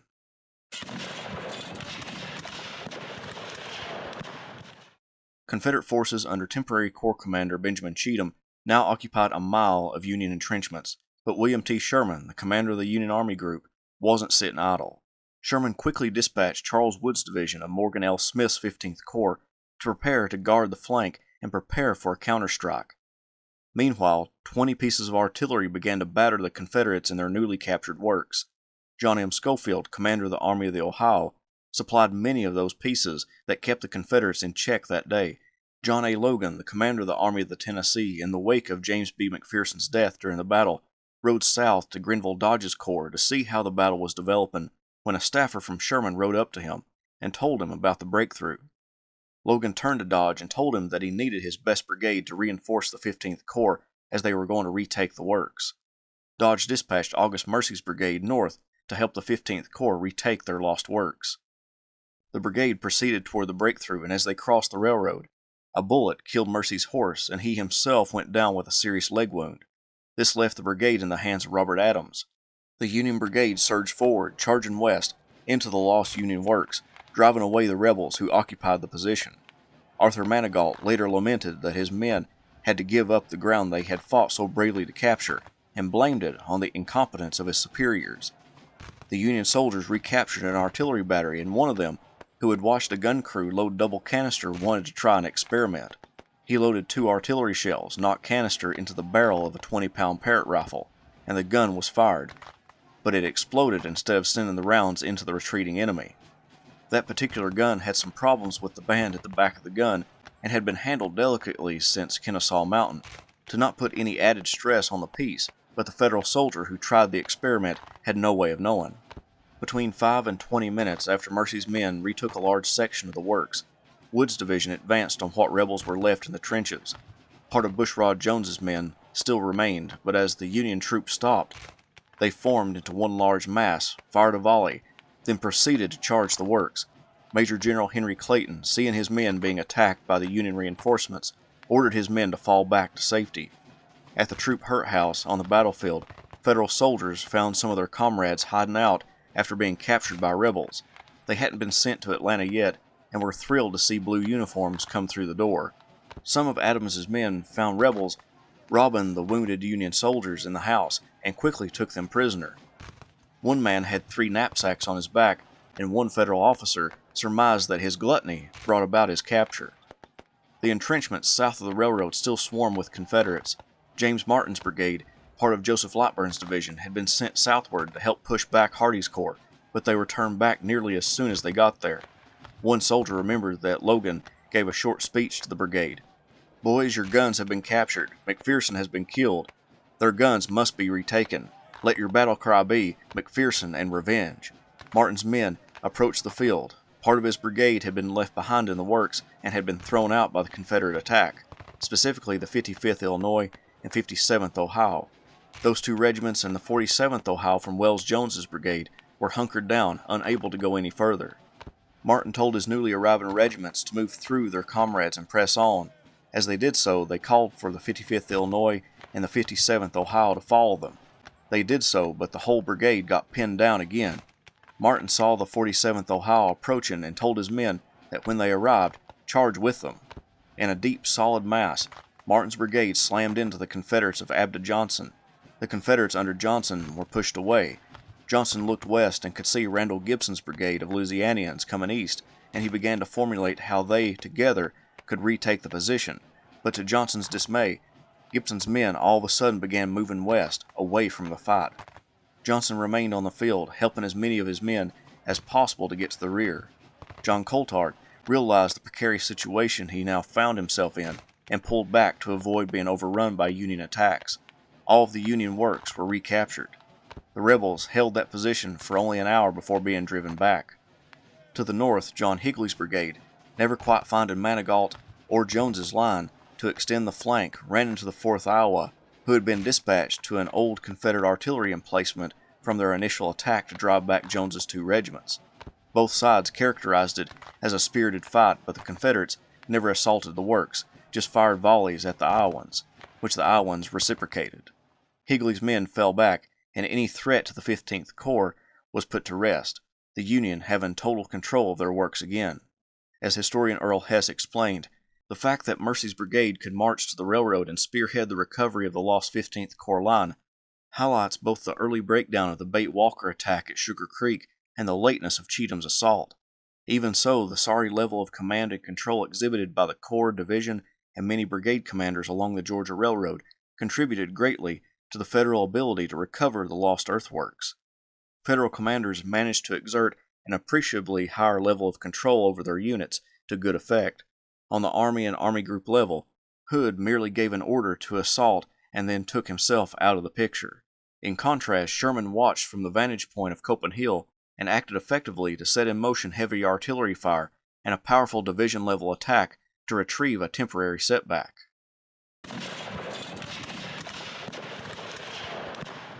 The 15th Corps of the Army of the Tennessee pushed Benjamin Cheatham's corps out of the entrenchments that the Confederate Corps captured just an hour before. To the south, the attacks by George Maney's division and Patrick Cleburne's division were about to be renewed, at least partially. Francis M. Walker's brigade, which William Hardee sent to his right to aid in the attacks by William Bate and William H.T. Walker's divisions, didn't engage in the earlier attacks and now came back to the left of Hardee's line, back to Maney's division, where it belonged. Additionally, William Barkalew's brigade also came to the left to assist Cleburne and Maney. Barkelew, who took command of the brigade when Hugh Mercer became the division commander when William H.T. Walker was killed, claimed he was told Cleburne no longer needed the brigade. Barkelew excused himself from the field because he had left his sickbed to fight in the battle, but now he was too exhausted to continue. He handed over command of the brigade to Morgan Rawls of the 54th Georgia. This was the third change of commanders for this brigade in that single day of battle. Rawls and Walker advanced and hit the Yankee troops in the flank, pushing them back in great haste, rolling them up again for the second time that day. Walker's brigade slammed into the front of the Union position just south of Bald Hill and made repeated attacks against the position, diverting the attention of the Federals, who continued to get hit in the flank by Rawls. Sam Watkins of the 1st Tennessee Infantry under Walker remembered, "We rushed forward up the steep hillsides, the seething fires from 10,000 muskets and small arms, and 40 pieces of cannon hurled right into our very faces, scorching and burning our clothes and hands and faces from their rapid discharges, and piling the ground with our dead and wounded almost in heaps. It seemed that the hot flames of hell were turned loose in all their fury, while the demons of damnation were laughing in the flames, like seething serpents hissing out their rage. We gave one long and loud cheer and commenced the charge. As we approached their lines like a mighty inundation of the river Acheron in the infernal regions, Confederate and Federal met.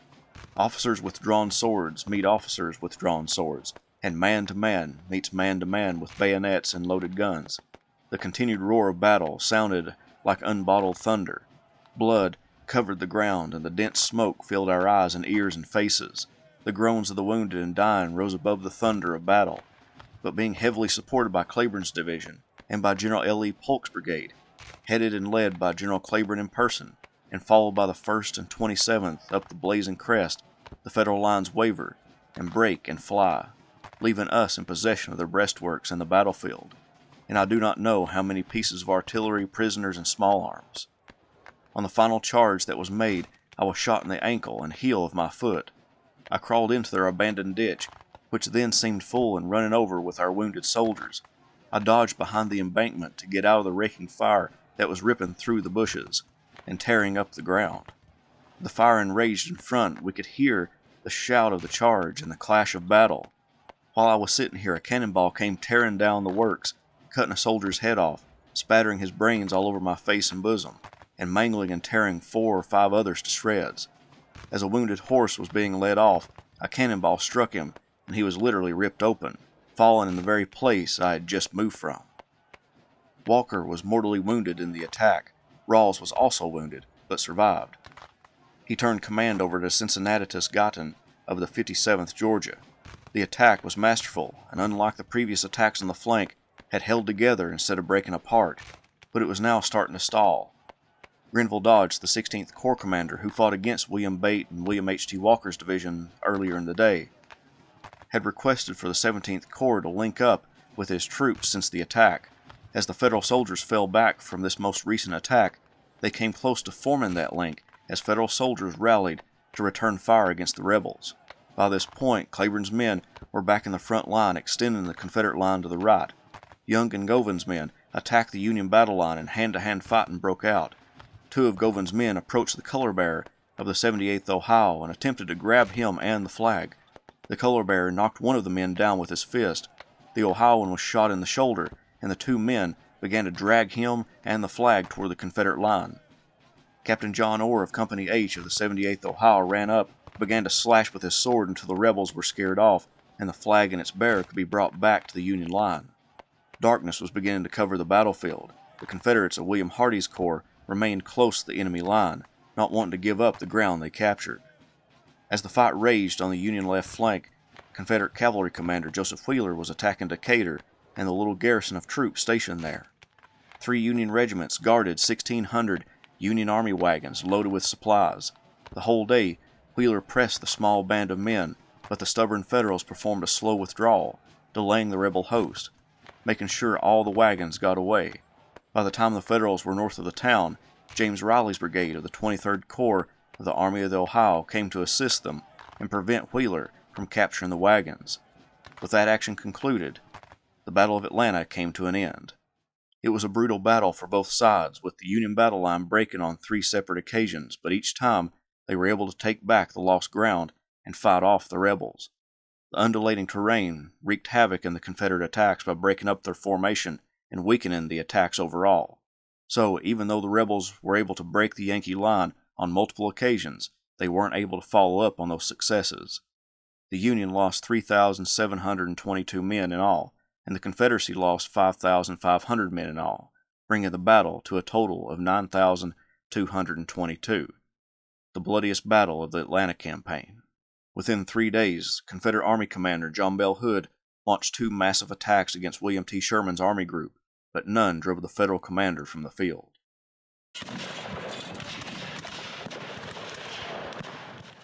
Following the Battle of Atlanta, William T. Sherman, commander of all 3 Union armies in Georgia, the Army of the Cumberland, the Army of the Ohio, and the Army of the Tennessee, needed to choose a permanent commander for the Army of the Tennessee.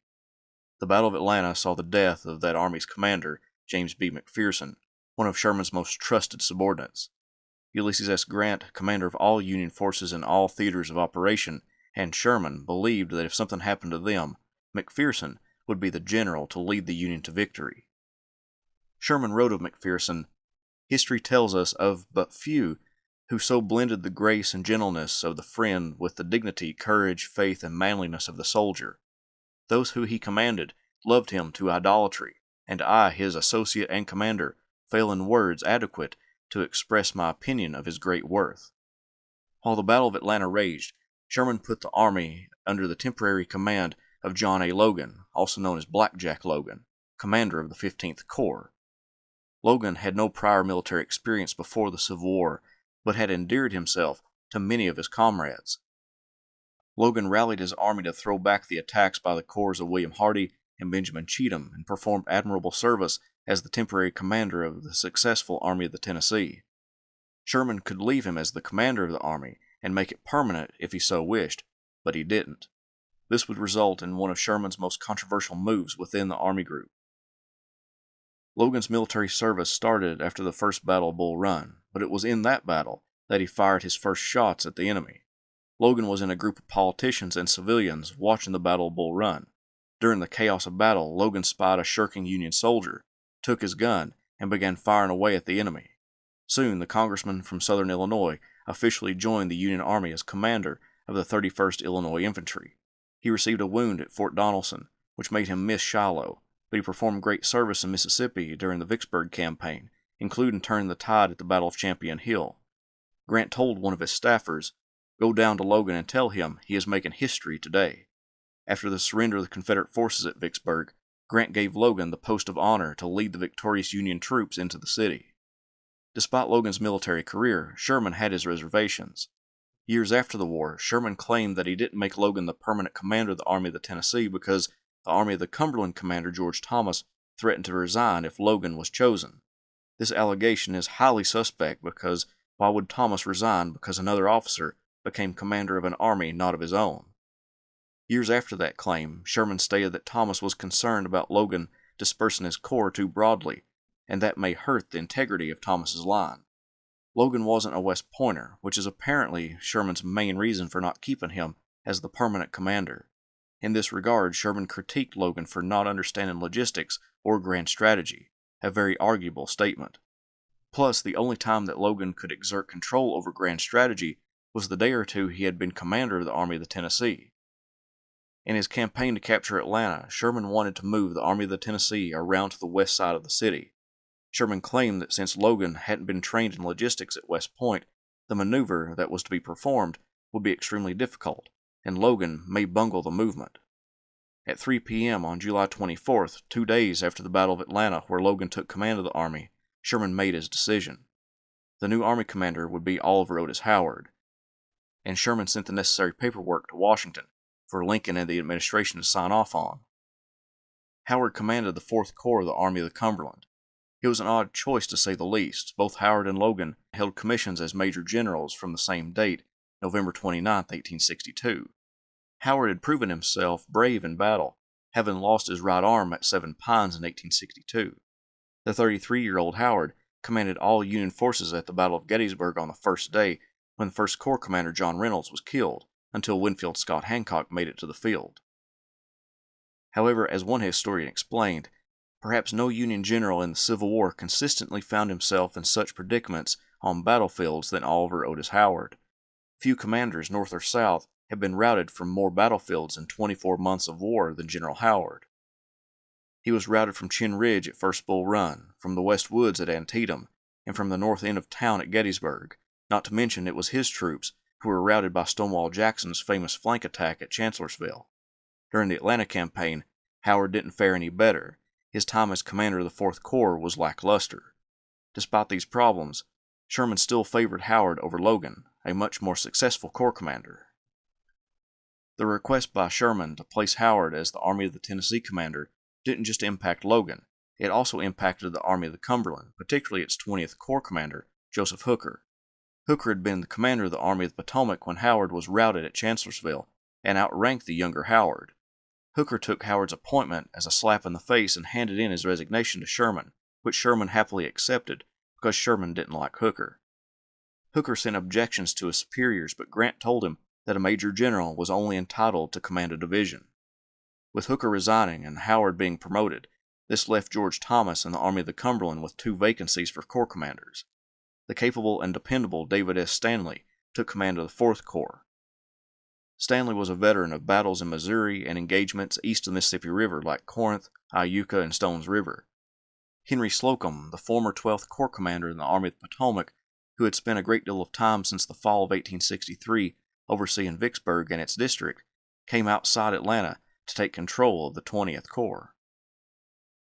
Sherman asked for Howard's appointment on the 24th of July and would get confirmation late in the day on the 26th. Sherman also had tensions within his 16th Corps of the Army of the Tennessee.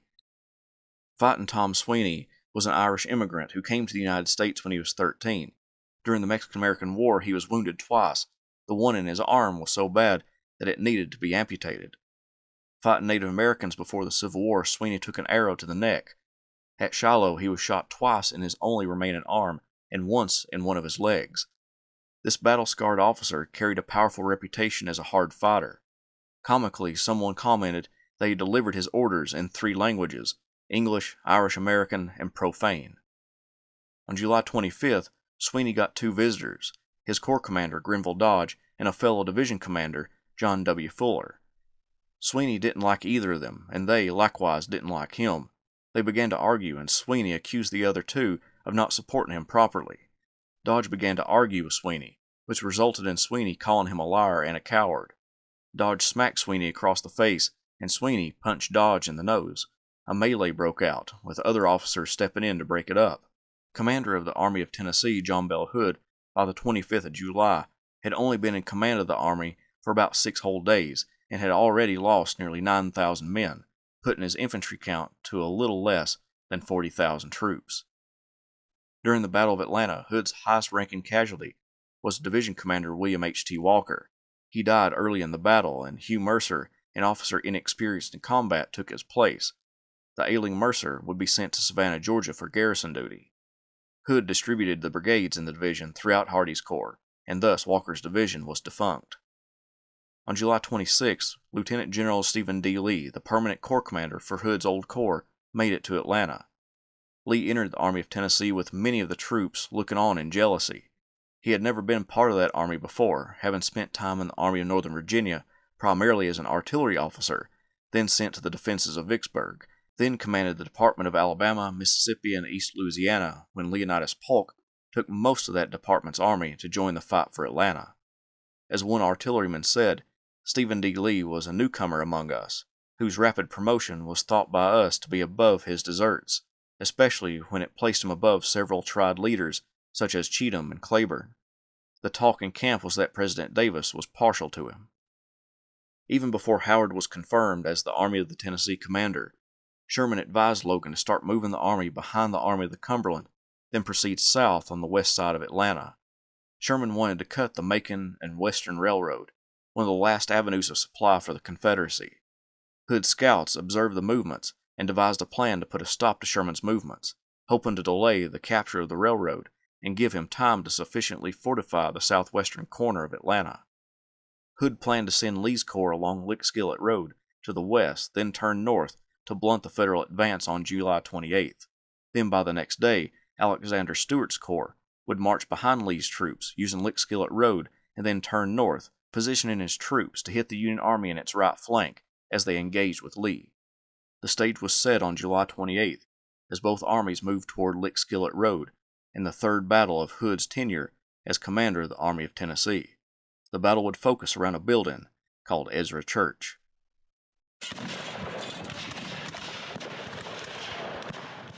William T. Sherman ordered Oliver Otis Howard, the new commander of the Army of the Tennessee, to move that army behind the Army of the Cumberland and slide down the western side of Atlanta with the aim of cutting the Macon and Western Railroad, one of the last avenues of supplies going into the Confederate-held city. One of the main objective points was the Lickskillet Road. Not too far from that road was Ezra Church, which became a focal point for the Federal Army. John Bell Hood, the commander of the Army of Tennessee, wanted to block the Federal advance to Lickskillet Road and devised a plan where Stephen D. Lee's corps would block Howard's troops from coming south on July 28th. Then, the next day, Alexander P. Stewart's corps would march behind Lee and get on the flank of the Federal Army and drive it eastward.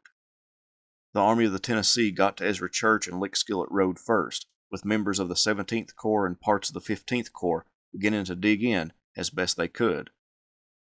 Many took the pews out of the church to create breastworks. Many of Logan's 15th Corps didn't have much with which to construct protection and were forced to guard their position with little defense against enemy bullets. Hood delayed the movement of Lee's troops until 10:30 a.m. on the 28th. When Lee got to the Big Bend in the Lickskillet Road, he formed up his 1st Division, that under John C. Brown, with 3 brigades in front and 1 in reserve. Lee was supposed to have another division to launch the attack with, but Lee wouldn't wait for it to arrive on the field, believing that he needed to attack sooner rather than later. Lee's troops stepped off on their attack at about 11:45 a.m. The engagement between Brown's division and Logan's corps was the second time that these two units had faced off against one another in just 6 days. Brown's men broke Logan's line in the Battle of Atlanta and held the entrenchments for about an hour before Logan rallied his troops to send the rebels back to Atlanta's defenses. In that battle, the Confederates weren't able to use or carry away artillery pieces captured on the field, so in this attack, Confederate artillerymen were scattered throughout the brigades in the event that they captured Federal guns. Unfortunately for them, the terrain and heavy trees prevented artillery from being useful, and most of the pieces were taken away from the Union line. An Alabamian recalled that the brigade charged in gallant style, driving the enemy from their skirmish line and from another and stronger position protected by rails and earthworks. A Hoosier in the 12th Indiana wrote that the enemy surged like a vast wave upon our lines, yelling like demons and firing as they came. The Confederates closed in on the enemy, and a deadly firefight developed with both sides taking heavy casualties. John Coltart, the man who commanded a brigade in Brown's division in the Battle of Atlanta just a few days before, was put back down to the regimental command in that same brigade in favor of George D. Johnston. Johnston had won accolades for his bravery during the Atlanta campaign and was now made a brigadier general with command over Coltart's former brigade. Soon into the fight, Johnston was hit in the leg. Johnston attempted to use the reins of his horse to hold the broken bones in place to ease the pain while riding, but the pain became too severe and he turned command over to Coltart. Coltart was wounded earlier in the fight but attempted to lead the brigade through it. The pain from his wound would force him from the field, and he handed command to the next available officer, a lieutenant colonel named Harry T. Toolman. When Toolman took over, he called off the attack and pulled back. The brigade that Toolman now commanded was known as Dee's Brigade, after Zachariah Dees, who was technically its commander, but Dees had been on sick leave since May.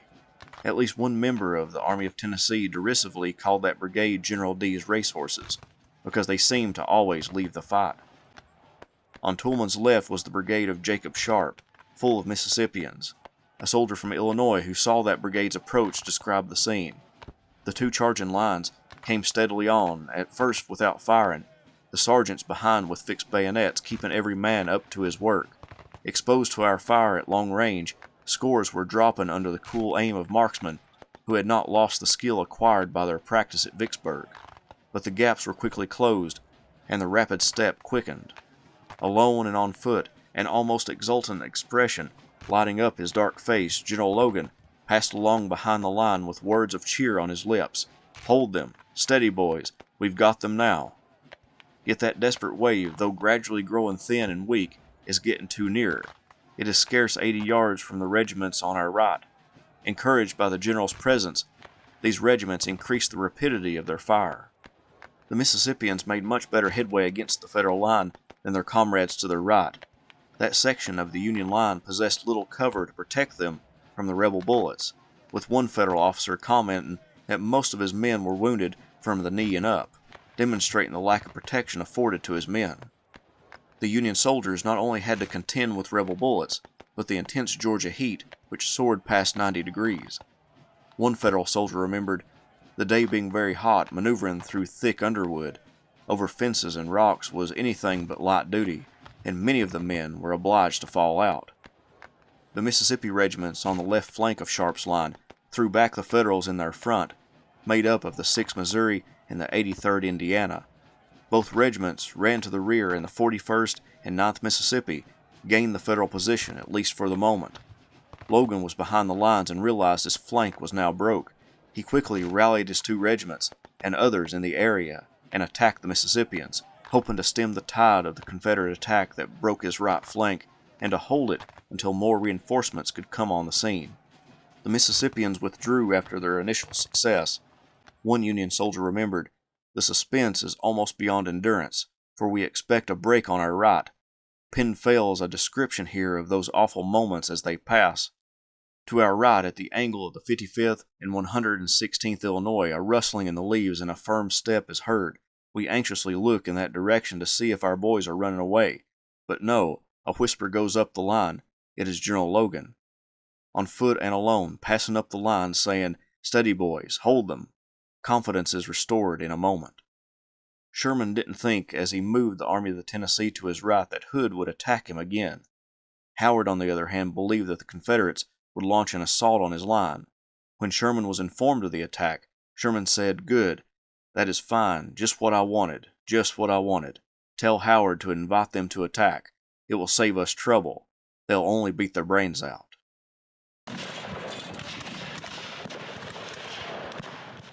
Thus far in John C. Brown's attack against John Logan's 15th Corps, the Confederates had been halted in their attacks, but Brown still had one more brigade in reserve under Arthur Manigault, and a brigade on the extreme left under William Brantley that had yet to become engaged because it had much further to march than the other brigades.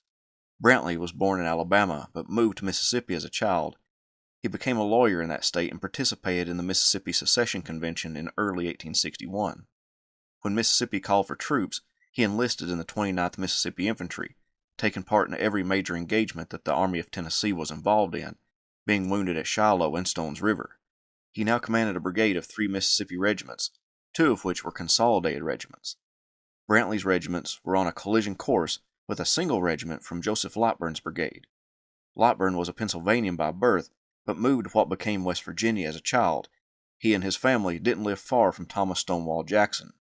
Jackson and Lightburn became friends in their youth. Lightburn enlisted in the United States Army and fought in the Mexican-American War.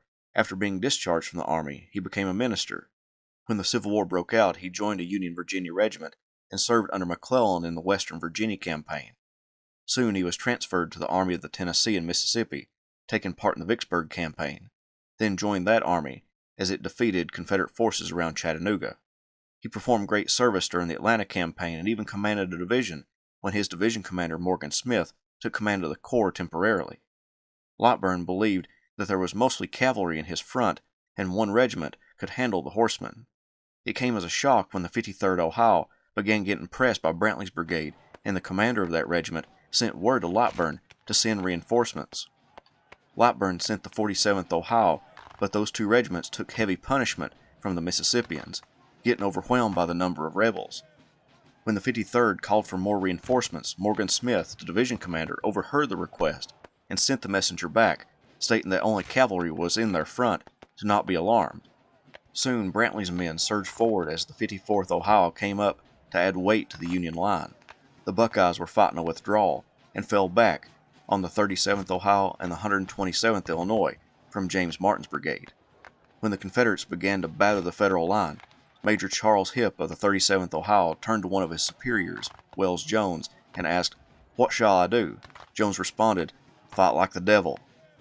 Hipp wouldn't have much opportunity to fight like the devil. A Confederate bullet hit him in the chest, but he remained mounted on his horse. Soon another bullet hit him in his left arm, knocking him off his mount. A German immigrant and flag-bearer of the 37th Ohio named Ernst Torgler handed his flag to a comrade and ran into the middle of the storm of bullets to save Hipp, who would lose the arm.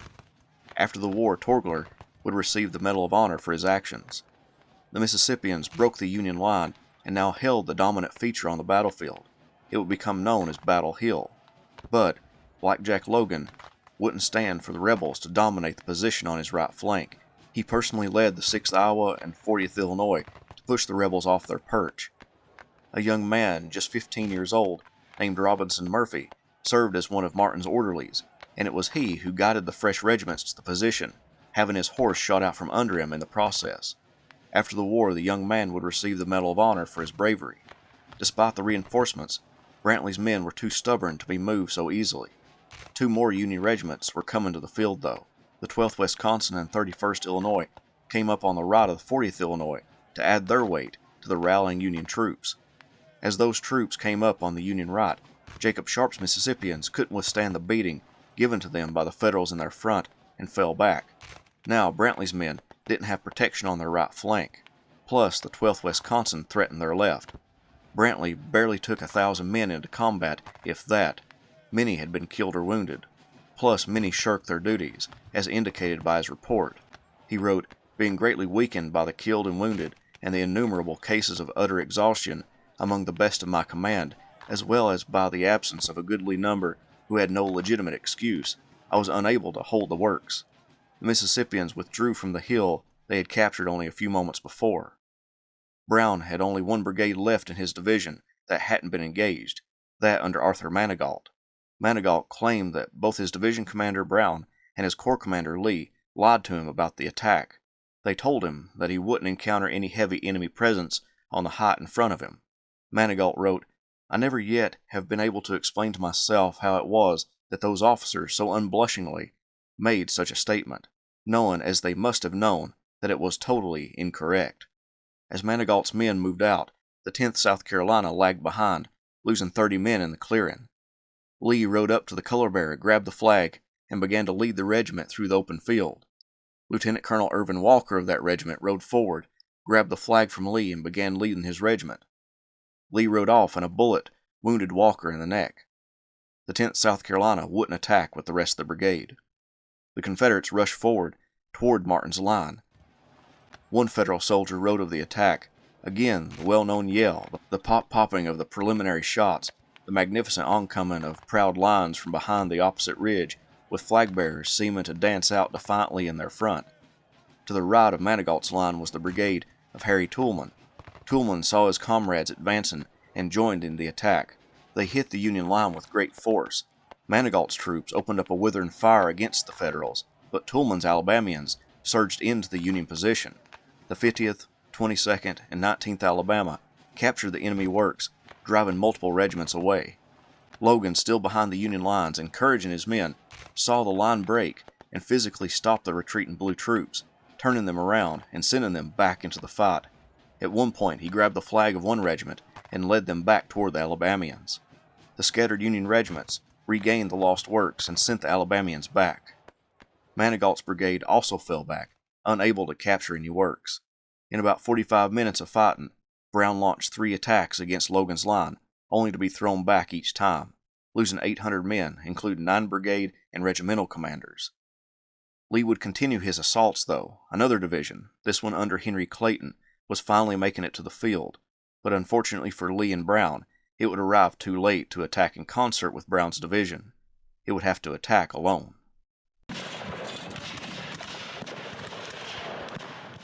John Bell Hood couldn't hear the battle raging around Ezra Church due to an acoustic shadow that prevented the noise from traveling just 3 miles to his headquarters. So he sent off a message to Stephen D. Lee. Lee was supposed to be attacking Oliver Otis Howard's Army of the Tennessee and prevent them from getting control of Lickskillet Road. He was doing just that, but Hood, unaware of the fighting, told him to hit the enemy in the flank as they were preparing to hit the east side of Atlanta. Hood also dashed off another message to William Hardee, another of his corps commanders, telling him to prepare for a possible attack by Union forces. Hood could feel the noose tighten around Atlanta, and he was on high alert. Randall Gibson's brigade of Louisianians was in the lead of Henry Clayton's division. Clayton only brought 3 of his 4 brigades into the fight at Ezra Church. The 4th Brigade under Abda Johnson stayed in the fortifications of Atlanta. Gibson was a Kentuckian by birth, but he and his family moved to Louisiana when he was a child. He attended Yale University and became a lawyer upon returning to Louisiana.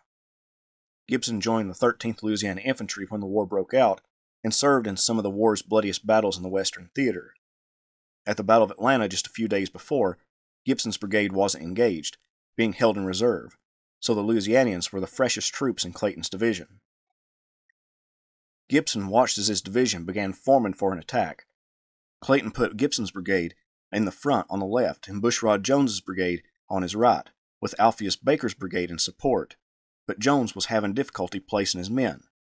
Gibson left his own brigade to help Jones coordinate his regiments. As he did so, Lee was growing incredibly impatient at the time it was taking to launch an attack. Lee sent a message to prod Clayton into attacking. The messenger didn't find Clayton, but did find Colonel Leon von Zinken, commander of the 20th Louisiana, and relayed the information to attack immediately. Since Gibson was away, von Zinken led the brigade into combat, disrupting Clayton's entire plan to launch his entire division at the Union line at the same time. The Louisianians attacked the Union line around Ezra Church in a ferocious assault that the Federals claimed was much more intense than the Alabamians' attack about 30 to 40 minutes before. The 46th Ohio moved from the right of the 70th Ohio to the left of the Ohioans. Together, the two Buckeye regiments delivered destructive volleys into the enemy. A couple companies of the 46th Ohio carried Spencer repeaters, capable of firing 7 rounds without reloading. Members of the 30th Louisiana Battalion took a horrible beating from those weapons, with all the regimental commanders being hit, along with 12 captains and lieutenants. The flag bearer was told to keep the flag safe at all costs, and if necessary, take the banner from the staff and tie it around him to get it to safety. But Federal bullets found the flag bearer, and Private Harry Davis of the 46th Ohio braved the storm of bullets to capture the flag and bring it into Union lines. Davis would receive the Medal of Honor for his deed. The 30th was virtually annihilated. Taken into battle about 270 men, over 200 became casualties. One Union officer wrote of the fight with the men from Louisiana that Major Brown told me he saw the flag fall 4 different times, and the last time there being none of its brave followers left to carry it off the field. And I must say here that the fighting of the enemy merits a better cause. They came up facing this regiment of ours, too proud and brave to be driven away by slight losses, but stood there, fighting to the last, scarcely enough to tell the sad tale to the remainder. Randall Gibson arrived on the field just in time to watch the 30th disintegrate. Gibson's brigade got close to the enemy, close enough that some of them were dragged into the Union lines and captured, but they weren't able to make any headway. The left of his line fell apart, with the 30th barely existing at that point. The right of his brigade made at least 2 forlorn attacks against 3 Missouri regiments that punished them for their stubbornness.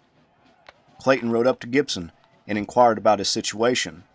Clayton could see that the left of the line was gone, so Gibson requested support for his right, but before any assistance could be sent, the brigade fell back about 400 yards to the safety of a ravine. Within 30 minutes, the brigade lost 500 men of the around 1,100 it went into battle with that day. The 20th Louisiana, for example, was depleted so much that the entire regiment fielded just 24 officers and men. Back at Hood's headquarters, about 3 miles from the fighting at Ezra Church, the Confederate Army commander was uneasy about his grip on Atlanta. While 2 of his corps were out of the defenses of the city, Sherman took advantage of what appeared to be a decrease in troops along the city's earthworks and began probing along the perimeter with the Army of the Cumberland and the Army of the Ohio. This helped convince Hood that his 2-day attack plan may spell disaster for Atlanta, and began sending off messages to Lee and Stuart to attack the enemy in the flank, instead of waiting until the following day. Making matters more complicated on the Confederate front was the fact that Hood didn't designate an overall commander between Stuart or Lee. Both were the same rank from the same date. So who would take command in the absence of Hood? Lee wanted to get Clayton's division moving, but with one brigade nearly annihilated on the heights at Ezra Church, it would be difficult to launch a successful assault, so he turned to Brown's division again, asking for one more brigade to shore up the left flank of Clayton's attack. Lee chose Manigault's brigade. Arthur Manigault began forming his brigade for another attack, but went to his division commander John C. Brown for clarification. Brown told him his orders, but before Manigault got out of earshot, Brown called him back and withdrew the order to attack. It would be wrong to send the already depleted brigade into the fight again. Nevertheless, Clayton was sending in another brigade against the Union line, one that would attack the Federal troops around Ezra Church. He chose Alpheus Baker's brigade to launch the assault. Baker was a tough veteran, being wounded at Champion Hill. He refused to leave his command for 5 days before the pain was too much to bear. He led his men into battle but quickly suffered a painful wound that made him leave the field, leaving John Higley to take command of the brigade as they exchanged volleys with the Federals of Charles Wood's division. With no support, Higley withdrew his troops from the front lines. Another attack had failed. Lee's attempts to dislodge the Federals had come at a terrible price, with over 1,500 casualties in about 2 hours. It was now 1:45 p.m., and Stuart's corps were on their way to lend Lee a hand and try their luck at moving the Army of the Tennessee from its perch on the heights.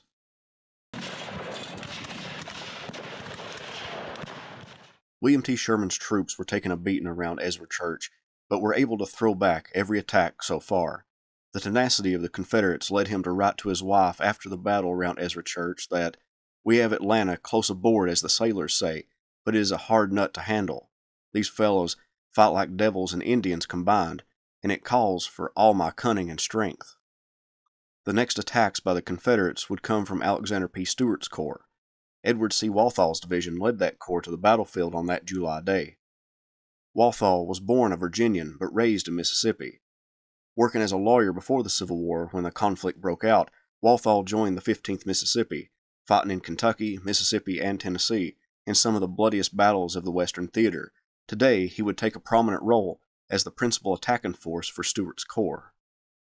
He placed his 3 brigades, with 2 in front and 1 in reserve. Edward O'Neill was on the left, Daniel H. Reynolds was on the right, and William Quarles was in the reserve. The division would advance over the same ground that John C. Brown's division had attacked, but they would be encountering a fresh enemy.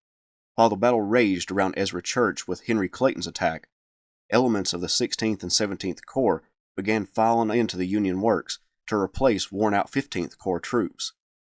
The 47th and 54th Ohio's weapons had become so fouled that they couldn't ram their cartridges home, and if they did, the heat from the barrel made the charge go off as they were ramming the cartridge.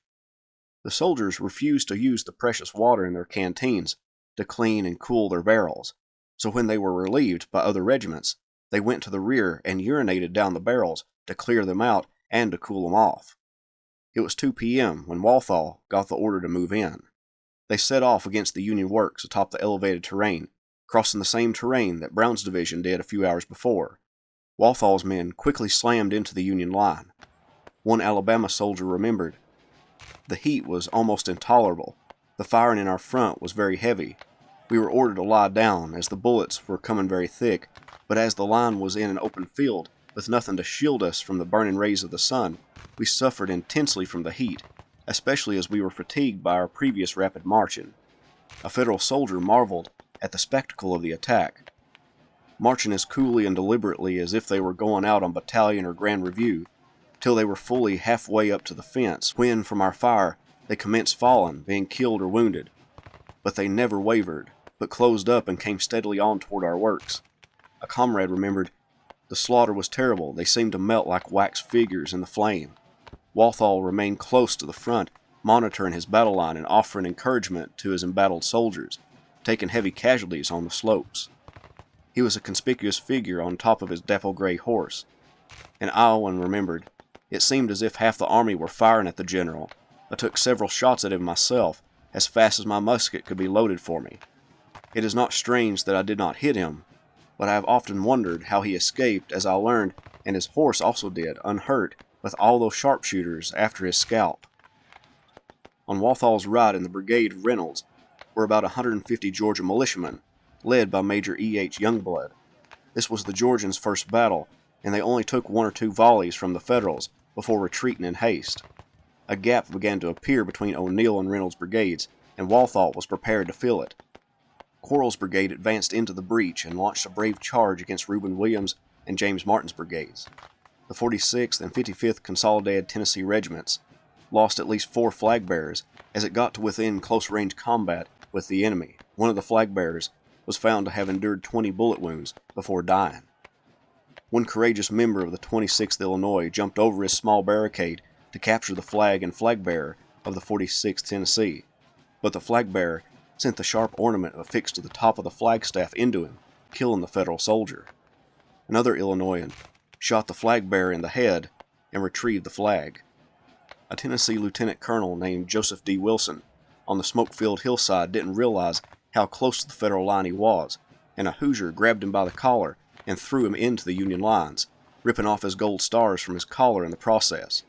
The Hoosier kept them as a trophy for his time at Ezra Church.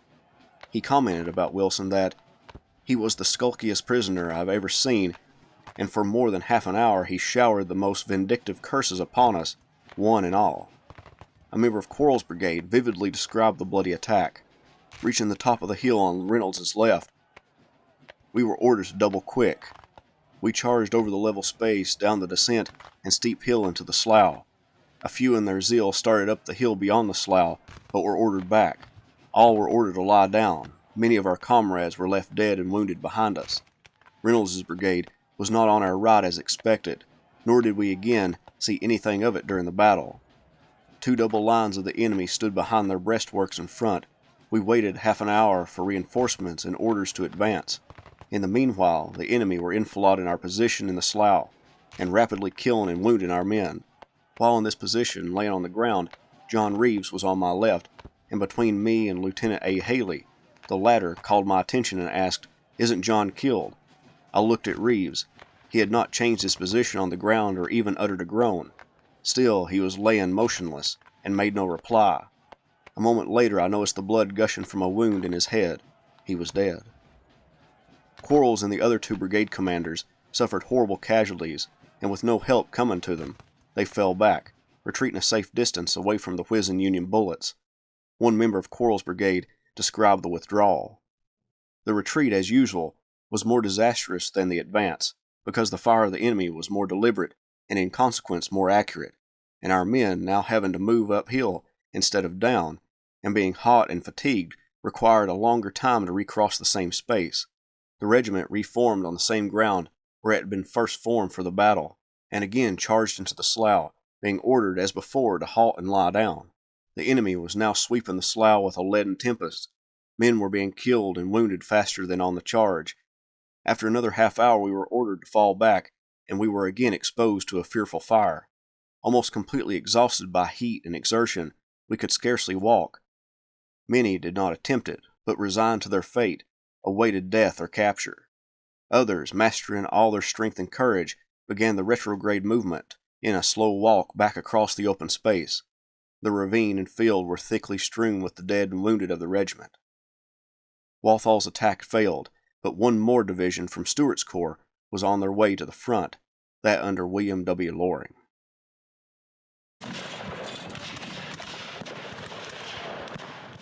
The last fresh Confederate division to come to the Ezra Church battlefield was led by veteran William W. Loring. Loring had fought in the Mexican-American War where he had lost an arm due to a severe wound incurred at the Battle of Chapultepec. He ordered that his arm be buried where he had been wounded, with the hand pointing toward Mexico City. Loring sided with the Confederacy when the war broke out, and in early 1862 was under Stonewall Jackson's command in the Shenandoah Valley of Virginia. But neither man liked the other, and Loring was transferred. He avoided capture during the Vicksburg Campaign and operated in Mississippi, coming east with Leonidas Polk when the Atlanta Campaign began. As Loring's division was taking its position behind Edward C. Walthall's division, an officer in the 15th Mississippi rounded up some stragglers from Dee's brigade, at the time commanded by Harry Toolman. The officer reported his finding to Loring, saying he had caught several of General Dee's racehorses. Loring began to laugh aloud and began to tell him what to do with the stragglers when a bullet entered Loring's chest. It was most likely a stray bullet because of the way it just entered the flesh of his breast and then exited near his left armpit, but it was bad enough that he needed to be taken away from the field. The highest-ranking general in the division was Winfield Scott Featherston, who was immediately notified that he would now command the division in the upcoming fight. Featherston had fought in every major engagement in the Eastern Theater from First Manassas to Fredericksburg, but was transferred to Mississippi where he commanded a brigade in Loring's division during the Vicksburg Campaign and during the Atlanta Campaign. Featherston continued to organize Loring's division behind the troops of Edward Walthall. Featherston and Walthall's corps commander, Alexander P. Stewart, was satisfied with Featherston's alignment of his troops and rode out to get a glimpse of the Union line. As he did so, a Union bullet glanced off the front of his skull, halfway between his hairline and the bridge of his nose, creating a V-shaped mark. He was knocked senseless but would recover. However, he was in no shape to command immediately after the wounding. With Stewart out of the fight, Walthall became the corps commander for Stewart's corps, which meant that one of his brigade commanders needed to step up and take command of the whole division. Walthall chose William Quarles. Quarles was a Virginian by birth, but moved to Kentucky, then Tennessee in his youth, settling in Tennessee and opening up a law practice in Clarksville. During the Civil War, he was captured at Fort Donelson and then transferred to Mississippi, where he commanded a brigade in Loring's division during the Vicksburg campaign, coming east with Leonidas Polk when that general came to add numbers to the Army of Tennessee defending Atlanta. Confederate Army Commander John Bell Hood remained at his headquarters in Atlanta, dashing off messages to his subordinates. He grew nervous as William T. Sherman's other two armies, the Army of the Cumberland under George Thomas and the Army of the Ohio under John Schofield, began probing the Confederate entrenchments. Nearly two-thirds of Hood's army lay outside the city, attacking around Ezra Church. The only full corps inside the city was the one under William Hardee. Hood called Hardee to his headquarters, and that general arrived about 3:45 p.m. While together, Hood received word of Loring and Stewart's wounding. Finally, Hood realized he needed a single commander on the field at Ezra Church and sent Hardee, his highest-ranking subordinate, to take command of the troops on the field and to bring some order to the chaotic attacks erupting on that field. Walthall moved his own division under Quarles back and to the left of Loring's division, commanded by Featherston. Although Featherston was ready for battle, Walthall never ordered him to attack, deciding to do some heavy skirmishing with the enemy to keep the Union soldiers in check on the heights. Sherman attempted to placate all of Otis Howard's pleas for reinforcements. Howard believed that his line would be pierced at any moment. Sherman decided to send Jefferson C. Davis's division of Thomas's Army of the Cumberland to assist Howard. Earlier in the day, Sherman sent Davis's command west, but found that Davis was too sick to lead his division. That division was handed over to James Morgan, who took it to Turner's Ferry. Hearing that Sherman was upset that he wasn't with the division, Davis attempted to mount his horse and ride after his troops, but collapsed in the saddle. Meanwhile, Morgan got word that he needed to come to Howard's aid. As he got closer to the fighting at Ezra Church, the division ran into Confederate cavalry, which delayed them significantly, but by 4 p.m. the Union division was within half a mile of Lick Skillet Road, and only 3 miles west of the Confederates attacking Howard's position. Sherman had gotten frustrated by its slow movement and recalled it, not believing he could get to Howard in time, so Morgan withdrew back to Turner's Ferry. When Hardee arrived to take command of the two Confederate corps around Ezra Church, he found that most of the brigades and divisions were handled roughly and couldn't be expected to fight again that day. He called off any attacks, and by 6 p.m., the Battle of Ezra Church ended, with just some light skirmishing continuing into the night. There was something of a proposed night attack, but the details are lost to history. During the fight on the Confederate side, Walthall's division took the most casualties, suffering over 1,100 itself, and John C. Brown's division lost over 800. The Union lost significantly less. John A. Logan's 15th Corps lost only 526 in the entire corps. All in all, the Confederacy lost over 3,000 casualties in the fight, while the Union barely lost 600. It was a very one-sided fight, and although there were a few critical moments where the Confederacy broke through the Union line, it was quickly sealed off, and the blue troops regained the position. One soldier wrote of the Confederate dead, "In every respect, they are worthy of being placed alongside of Pickett's deadly charge at Gettysburg. For the Confederate Army, this was distinctly a day of reckless and unavailing sacrifice."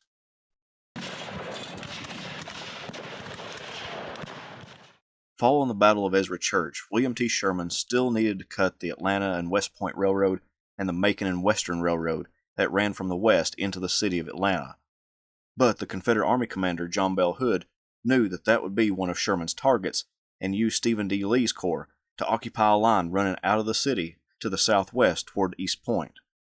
Sherman kept all of Otis Howard's Army of the Tennessee basically where it was around Ezra Church, with the Army of the Cumberland occupying an area to the northwest and north of the city. Previous to this planned movement, Sherman sent his cavalry on a raid to destroy parts of the railroad, but those ended in disaster. So now he would move John Schofield's 23rd Corps of the Army of the Ohio and the 14th Corps under John Palmer from the Army of the Cumberland to strike at that railroad. However, there was a problem. Both Palmer and Schofield held their rank from the same date in November 1862. Palmer believed that Schofield was junior to him and refused to take orders from Schofield, even though Sherman, the Army Group commander, declared Schofield the senior in rank. Sherman did this on August 5th, and that's when Palmer was told to take orders from Schofield. He officially handed in his resignation and went home to Illinois. His replacement will be a division commander within the 14th Corps with an unfortunate name for a Union general, Jefferson C. Davis. Davis was born in Indiana and joined the military during the Mexican-American War. After the war, he stayed in the Army, being transferred around the country. He was stationed at Fort Moultrie and then Fort Sumter when that fort was fired on by Confederate forces beginning the Civil War. He spent time in the Trans-Mississippi Department, then was transferred to Kentucky, where he served under William Bull Nelson. When Nelson criticized Davis in front of witnesses, Davis asked for an apology, but Nelson refused. Davis returned with a pistol and shot his superior officer, mortally wounding him. Davis served in the Army of the Cumberland, fighting in the battles of Stones River and Chickamauga, and now, outside of Atlanta, he took command of the 14th Corps. Schofield made it to Utoy Creek, but Hood had already moved to block the movement. The Confederate cavalry kept Hood abreast of the movement of Union forces. Between August 4th and August 7th, Schofield engaged with Bates' division and others, attempting to cross Utoy Creek and get to the railroad. After multiple attempts at frontal assaults against the dug-in Confederates, Schofield attempted to move around the left flank of Bate and use some of the 14th Corps to push the rebels off the field. But Bate held on for as long as he could and then fell back to an even better defensive position. The Union troops would hold their advanced position for the moment, but Sherman still wanted to break the Confederate supply line. The situation for Sherman was becoming dire in some respects. Ulysses S. Grant had become bogged down outside of Richmond and Petersburg, and now he hadn't been able to take Atlanta. Two significant problems arose for Sherman during the campaign as it moved into August. Around 10,000 of his 3-year enlistees were set to be discharged in August, and more later that fall. Even if he could get more troops, they wouldn't be seasoned like his veterans. 2, the Union quartermasters were having trouble keeping up with Sherman's advances, and low river levels prevented a lot of supplies from coming by boat. Sherman soon would run out of men and food if he didn't act quickly. His entrenchments around Atlanta were now 11 miles long, which thinned his ranks and made him susceptible to attack by Hood, who now had the benefit of good interior lines. Hood, hoping to end the stalemate and knowing that his cavalry was fresh off victories during the McCook-Stoneman raid in July, sent his cavalry under Joseph Wheeler to attack Sherman's supply lines. However, Union garrisons along the railroad tracks prevented Wheeler and his men from doing any significant damage. He was able to get 1,000 beef cattle and send them to Atlanta, but that was his only significant accomplishment. Worse, Wheeler took off into East Tennessee, and the Army of Tennessee wouldn't see Wheeler until October. Sherman got word of the absence of Confederate cavalry and planned for his own cavalry to attack the railroads south of Hood's position in Atlanta. On August 20th, Brigadier General Judson Kilpatrick and his cavalry attacked a railroad station below Jonesboro, Georgia, called Lovejoy Station. Kilpatrick was able to chase away the Confederate defenders and destroy some of the Macon and Western Railroad, barely 2 miles worth. Kilpatrick rode to the east to return to Sherman's left and reported he had destroyed 10 miles of track, and it would take at least 10 days to repair the damage. On the day Kilpatrick made his report, Sherman's signalmen witnessed a train chug into Atlanta. This signaled to Sherman that cavalry could not do the necessary damage to the Confederate supply base that a major infantry command could. Sherman decided to use the majority of his force to strike at the rail lines south of Atlanta. He ordered the 20th Corps under Henry Slocum to go north to the Chattahoochee River to guard the crossing there. If his major offensive resulted in disaster, he needed a secure place to fall back, and Slocum would provide that for the rest of the Army group. The operation began on August 25th, the same day that delegates to the Democratic National Convention were traveling to Chicago to choose the presidential candidate for the 1864 presidential election. Using the 14th Corps to block the northern approaches and facing the 23rd Corps to the east, he moved his armies from their northern and western positions further south. By August 29th, Sherman's force reached the Atlanta and West Point Railroad and used an entire day to destroy miles of track. This was basically pointless, as the Confederates rarely used that line, and definitely wouldn't when the Union were able to capture it, so this gave Hood an additional day to read the situation. However, he squandered that day, thinking that Sherman's movement was simply him extending his entrenchments, not an offensive operation against his supply. By August 30th, all of Otis Howard's Army of the Tennessee and George Thomas's Army of the Cumberland were well south of Atlanta, with Schofield watching their left flank. John A. Logan's 15th Corps led Howard's army and reached the Flint River, just a half mile from the Macon and Western Railroad. Hood finally realized the threat to the railroad and sent William Hardee and his corps and Stephen D. Lee's corps to Jonesboro to attack and drive back the Union threat. Since Hardee was made commander of the operation and control over both corps, Hardee placed Patrick Cleburne, his most trusted subordinate, as commander of the corps. Cleburne arrived with the corps by the morning of August 31st, with Lee arriving about 3 p.m. Hardee possessed around 20,000 men for this operation. Hardee positioned Cleburne's corps on the left, with Lee on the right. Cleburne was to attack with his entire corps in an echelon attack and push northward, rolling up the Union line. Lee was to move when he heard Cleburne make his attack and swing north with the rest of Cleburne's corps. Cleburne informed his division commanders of Hood's directive to use the bayonets and drive them into the river.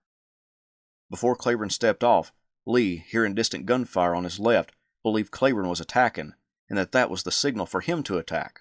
Lee's troops attacked the 15th Corps of the Army of the Tennessee and got pinned down. They wouldn't go any further, and it was too dangerous to retreat, so they remained on the field under a heavy fire. When Cleburne's men stepped off, Mark P. Lowry, now commanding Cleburne's division, encountered Union cavalry. Instead of brushing them aside and pushing north, Lowry's division went after the horsemen, leaving John C. Brown's division to attack John A. Logan's corps alone. Cleburne rode up to George Maney, whose division was behind Brown, and told him to form on Brown's left and support him. By the time Maney got to Brown's position, Brown's division had already attacked and fallen back. It was a miserable day for the Confederacy. Hardee decided to call off any other attacks and pulled his troops away from the field and guarded the town of Jonesboro. Union troops were already occupying parts of the railroad between Jonesboro and Atlanta, with communication cut between Hardee and Hood. Hood knew he only had one option: evacuation. Hood got a messenger to Hardee to send Lee's corps north to him in Atlanta, and Hardee was to withdraw toward Macon. The Confederate Army of Tennessee was now divided into 3 parts. On September 1st, the Battle of Jonesboro concluded, with Thomas's Army of the Cumberland striking Hardee's corps from the north. Howard's Army of the Tennessee was to attack from the west, but didn't follow through. Still, Thomas's troops broke Hardee's line and sent them southward. The Battle of Jonesboro was over. Communication and supplies were completely cut off from Atlanta, and Atlanta was soon to fall. The battle was incredibly one-sided, especially on the first day. The Union lost just 172 men, as opposed to the Confederacy losing around 2,000. The second day saw Union troops attack an entrenched foe, so the numbers are a little more even, with the Union losing around 1,200 and the Confederacy losing about 1,400 more troops. In all, over the 2 days, the Union suffered nearly 1,400 casualties, while the Confederacy sustained almost 3,400 casualties.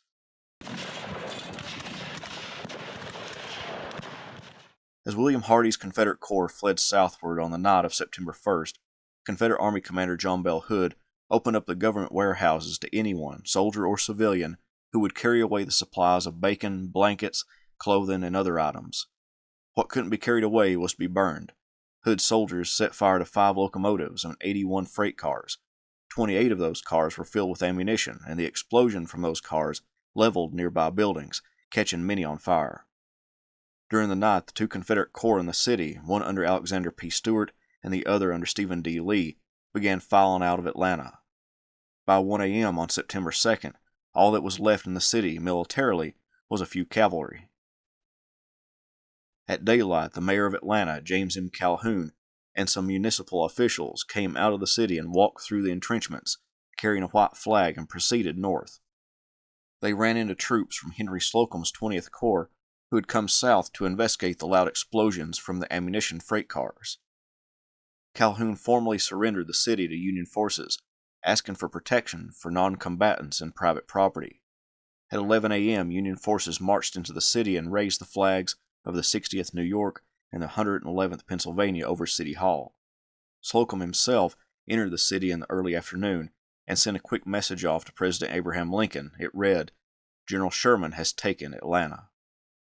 South of the city, William T. Sherman was organizing a pursuit of Hardee's corps south. About a mile north of Lovejoy Station, Hardee put together a strong defensive line, and although Sherman had him outnumbered more than 5 to 1, 2 things pulled Sherman away from a fight. 1, Hardee put his men on a ridge, dug in, and placed his flanks in marshy areas, which would force Sherman to hit him head-on. Sherman could have overwhelmed the Confederate defenders, but there would be a lot of bloodshed. 2, Sherman heard the explosions to the north when Hood destroyed the ammunition cars and worried what that might mean. Late on September 2nd, Hood reunited his army at Lovejoy Station. Early on September 3rd, Sherman finally got word from Slocum that the Confederates had abandoned Atlanta. Now Sherman had the option to give battle to Hood's entire force, but the railroad, thanks to himself, had been destroyed south of Atlanta from Rough and Ready, so he couldn't get any supplies by rail to his army, and except for Kennesaw Mountain, Sherman had tried to avoid frontal assaults against the enemy during the whole campaign. Therefore, he decided to pull back to Atlanta. Upon hearing the news, the North was elated. To inform as many people as possible of the enormous success, Lincoln ordered salutes fired in the Army's honor in Washington, New York, Boston, Philadelphia, Baltimore, Pittsburgh, St. Louis, New Orleans, and other major cities. Ulysses S. Grant, Sherman's superior and friend, wrote to Sherman that, "In honor of your great victory, I have ordered a salute to be fired with shotted guns from every battery bearing upon the enemy. The salute will be fired within an hour amidst great rejoicing." Of those most joyful of the success by Sherman were the Republicans. In late summer, at the Democratic National Convention, the Democrats put forward George B. McClellan as their presidential candidate to run against Abraham Lincoln in the 1864 election. McClellan himself wanted to preserve the Union, but had different ways of going about it than Abraham Lincoln. However, the Democratic Party platform differed from their candidate. The platform wanted peace at any cost and declared Abraham Lincoln's war policies failures. Now, by early September, Atlanta fell, demonstrating that the Union armies were making significant yet slow progress toward an end to the war.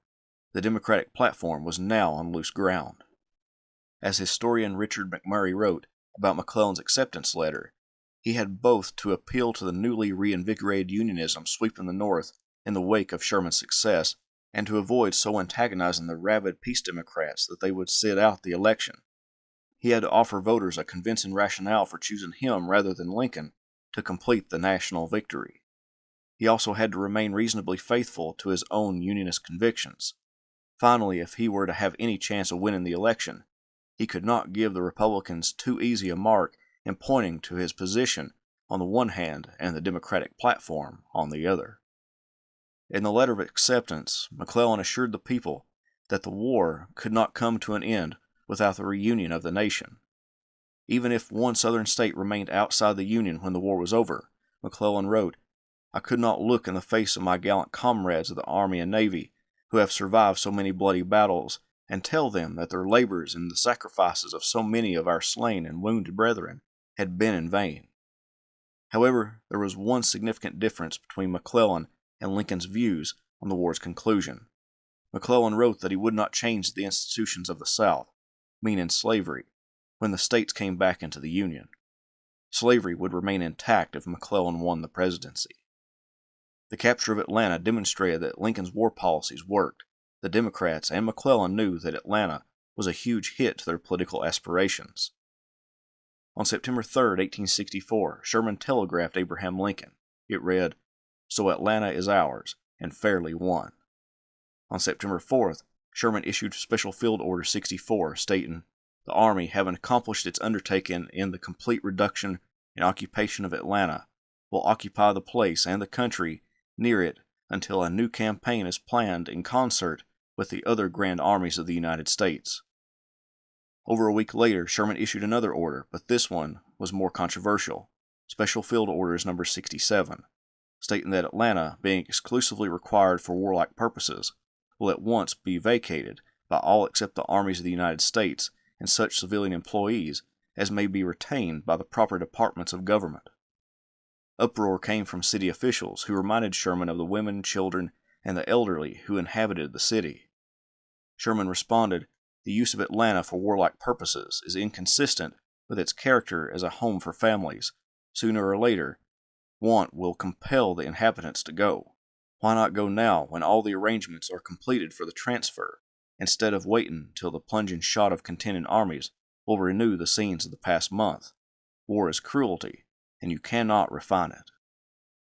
When Hood accused Sherman of unjust cruelty to civilians through the depopulation order, Sherman responded by reminding Hood that he himself burned dwellings because they stood in the way of your forts and men, and then told Hood that he and the Confederate leaders were responsible for bringing on the unnecessary war.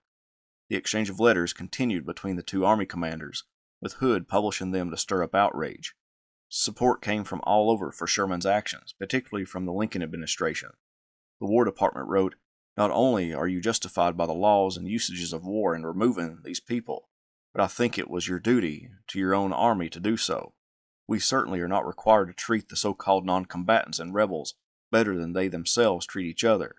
Even here in Virginia, within 50 miles of Washington, they strip their own families of provisions, leaving them, as our army advances, to be fed by us or to starve without our lines."